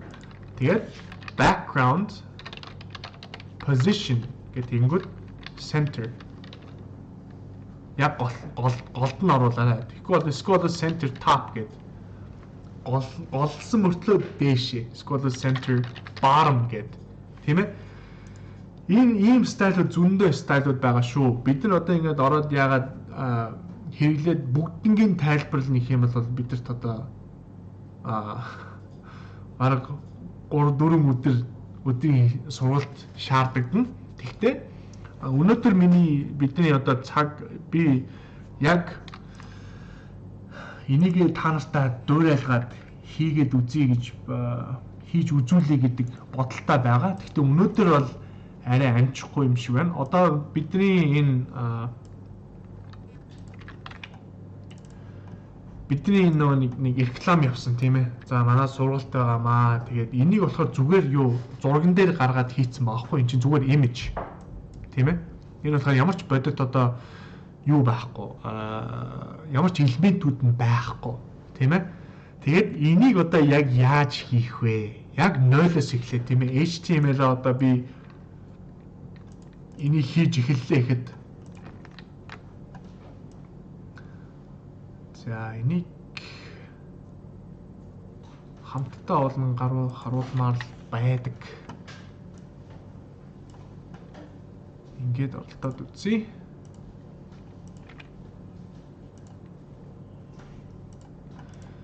За төрүүлж байгаараа тэгээд за одоо ингээд харангуут чинь за би энийг бол би зүгээр жишээгээр үзүүлж байгаа одоохондоо яг өнөөдөр. Гэхдээ маргаашны хичээл дээр бид нар бүгдээ яг та нар намайг дагаад би энэ одоо бүх элементүүдийг хаана байршлуулж чинь ямар div тэр division одоо ингэж хуваадаг элемент дотор аль алийг нь оруулж байна. Тийм ээ. Тэгээд яг аль элемент нь одоо би мэдээж apprentice segment гэдэг болвол H1 гэдэг одоо элемент хэрэглэнэ. Эний доотлолт нь 2 сарын програм хангамжийн цахим сургалт гэдэг дээр H2-ыг хэрэглэнэ. Энд дээр нь болохоор за paragraph хэрэгж болно, би H3-ыг хэрэгж болно тийм ээ. Тэр ямар юм яах нь за ингэ арталт нь байгаа энэ дүрлжийн энэ дүрсийг яаж гаргахгүй гэдэг яг боддоор бид нэр хийгээд та нарт үзүүлээд ямар стайл хийж явж байна тэрийг нь одоо би бүгднийг хамтдаа хийгээд явахын. Гэхдээ өнөөдөр ерөнхийдөө бол цаг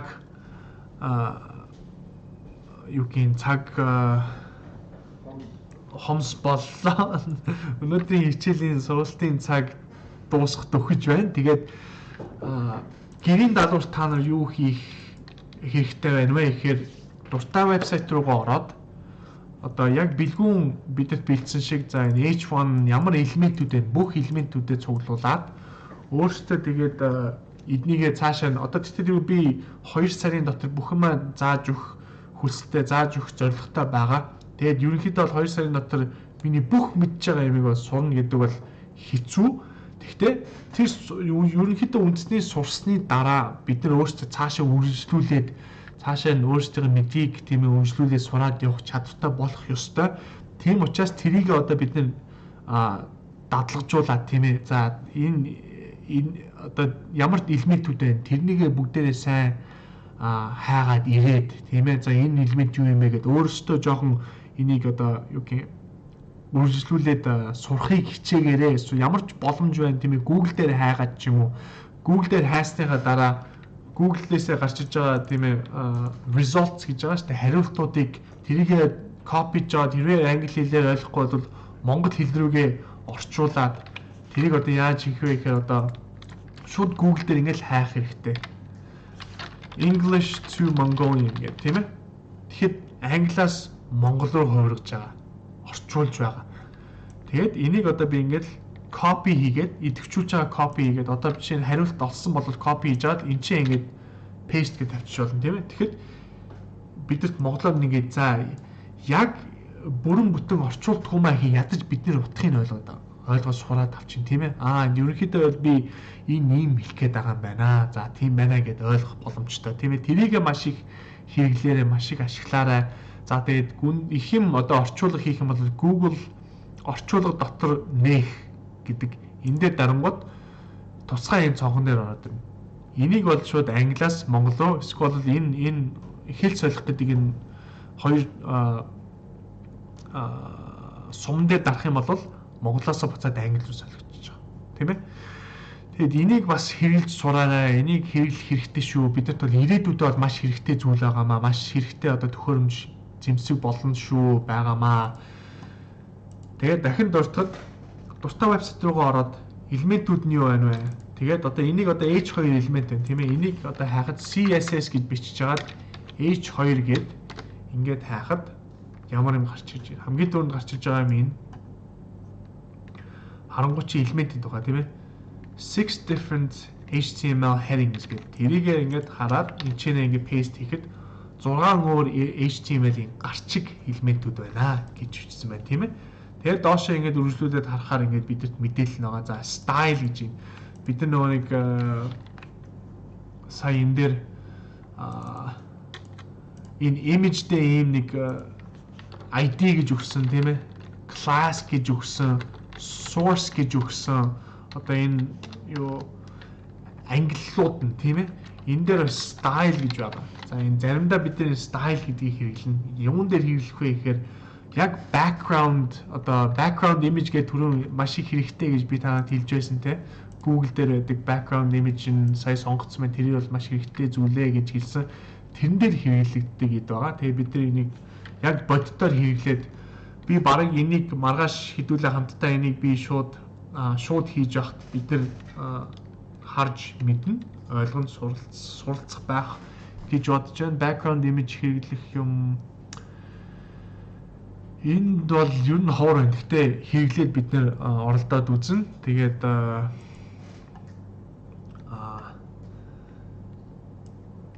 ерөнхийдөө CSS гэдэг юм бол одоо тийм байна. Одоо эхлээд бид нар яг HTML-ээс сурахтаа CSS-ийг HTML-тэй хамтдаа нэгтгэж байгаа сурна. Тэгээд анх удаагийн тийм ээ бидний сургалтанд орж байгаа HTML-ийн сургалт нь одоо ингээд өнөөдөр одоо ингээд өндөрлөө. Тэгээд одоо дуусахаас өмнө та нарт 9 минут үлдлээ. Та нарт асуух зүйл байна уу? Slack дээр бичээрэй.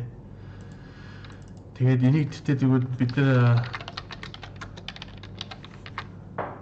цаашаа үргэлжлүүлээ сураад явна. Өнөөдөр хамсалтай цаг хүрсэнгүй. Тэгээд за Slack-аа шалгая.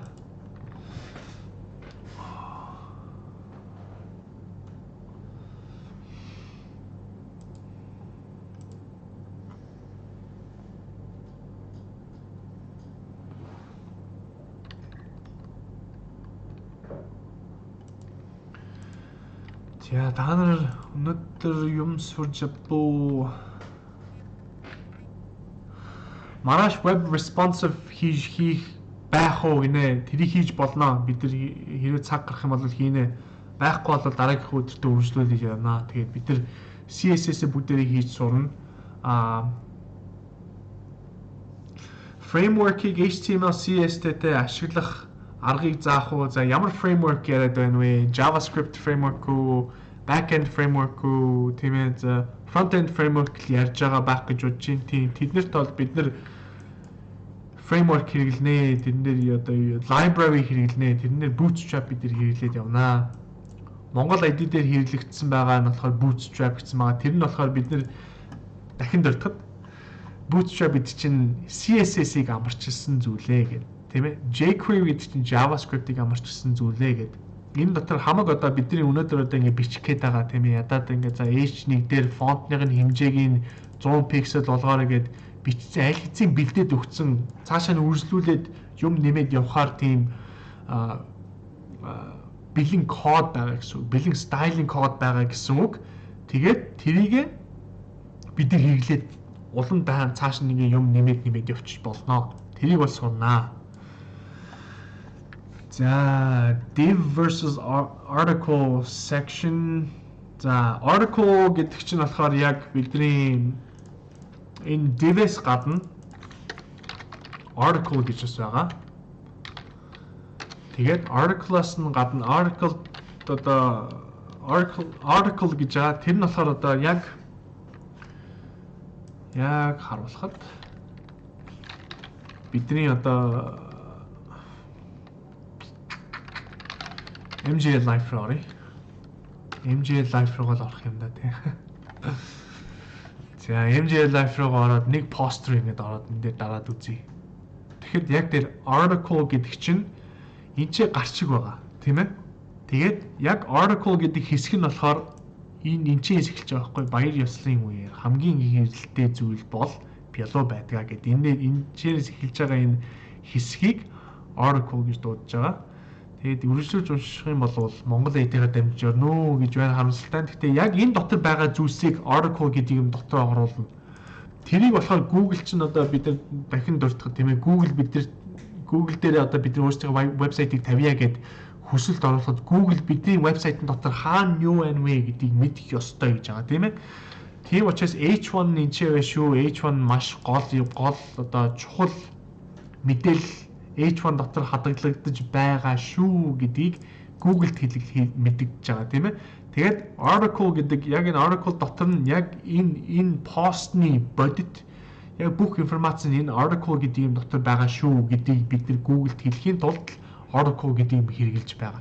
Гэхдээ энэний Oracle гэдээ хэвлээд авах заавал Oracle гэж байх хэрэггүй. Зүгээр энийг dev гэсэн ч болно. Тийм ээ?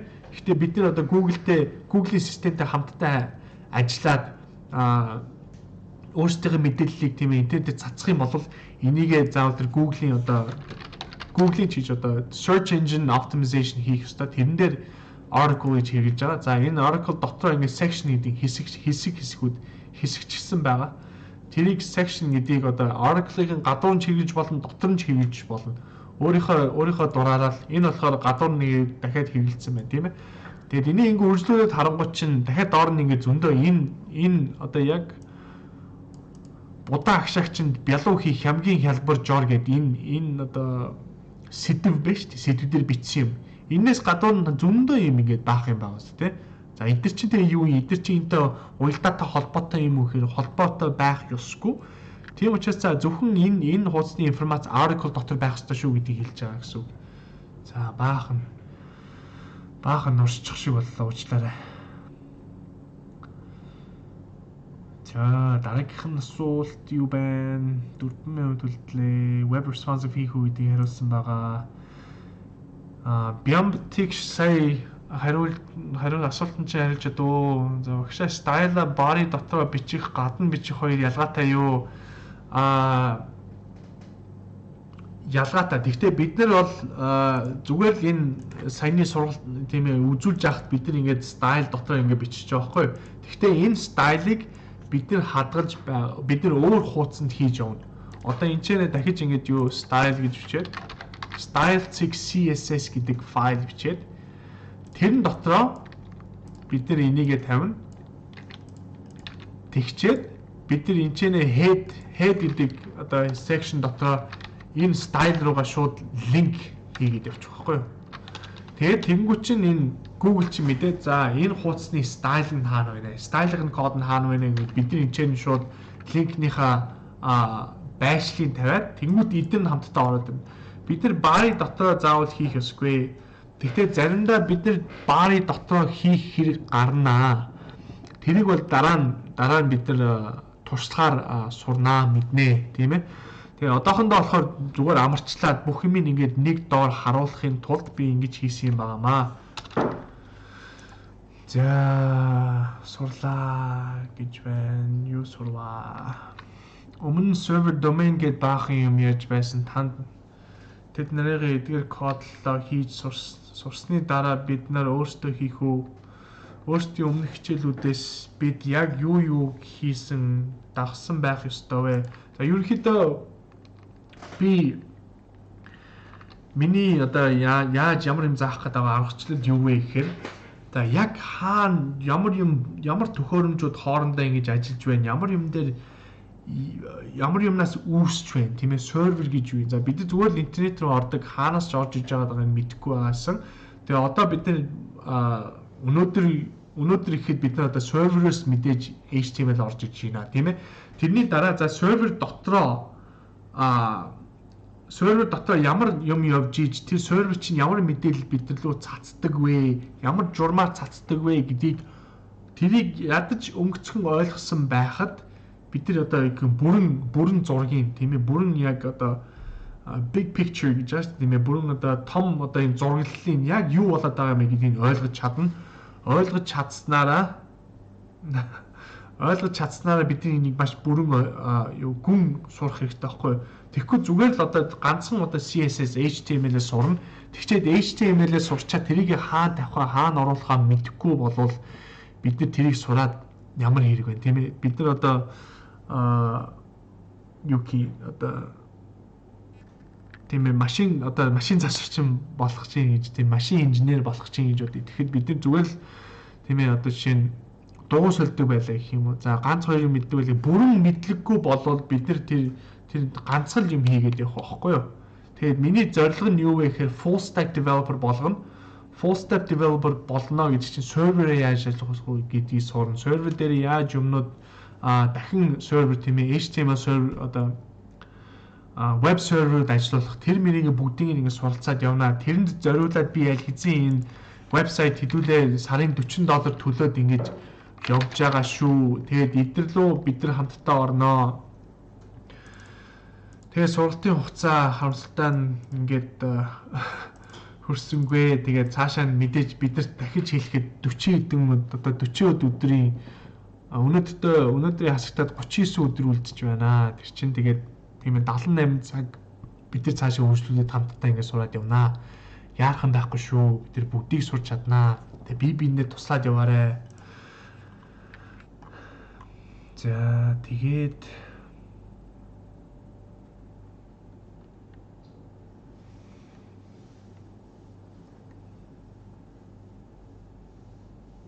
Z-index гин ямар элемент юм бэ? За тэрийг бол маргааш бид нар яг ерөнхийдөө бол хэрэглэнэ. Тэгээ тэрийг яс товчхон цаг завтай хүмүүст нь товчхон тайлбарлахад одоо энэ давхарлагдсан энэ одоо элемент одоо энийг тэгтээ div хийж аваад би энэ дотор юм байршлуулна. Тэгээд энэ div-ийг цаана ингээ орцсон юм байгаа ч тийм. Тэрийг z одоо x гэдэг одоо x y гэдэг одоо энэ юу байгаа шүү дээ. Одоо зааг гэх юм уу. Тийм ээ. Тэр x y тэгээд z гэдэг нь хаашаа явдаг вүлээ? Ийш шууд чигээр явдаг тийм. Одоо шинэ XY гэдэг ингээд одоо бид нар одоо ингээд цаасан дээр ингээд бичээд координат гаргаад явдсан шүү дээ. Тэрний Z нь болохоор наашаа гардаг тийм ээ. 3D болгодог. Тэрний Z index гэдэг нь тэрнийх нь Z ангиллал нь гэхээр энэ гурван элементийн нэг нь нааталт нь байна. Тийм ээ. Энэ цагаан хэсэг нааталт нь байна. Тэрний шаран цааталт нь байна. Тэнгуү чинь нааталт нь байх элементтэй одоо хоёрыг өгөөд цааталт нь байх шар элементтэй нэгийг өгөнгүүт хоёр зэрэгцээ байж исэн элемент нь нэг нь арталт нь ордог байхгүй. Тэр Z index хөндлөнгөөр ингэж явж байгаа. Зүг чиглэлч гэх юм уу тийм ээ. За тэгээд өнөөдөр бас та нарыгаа юм сурсан байх гэж найдаж байна.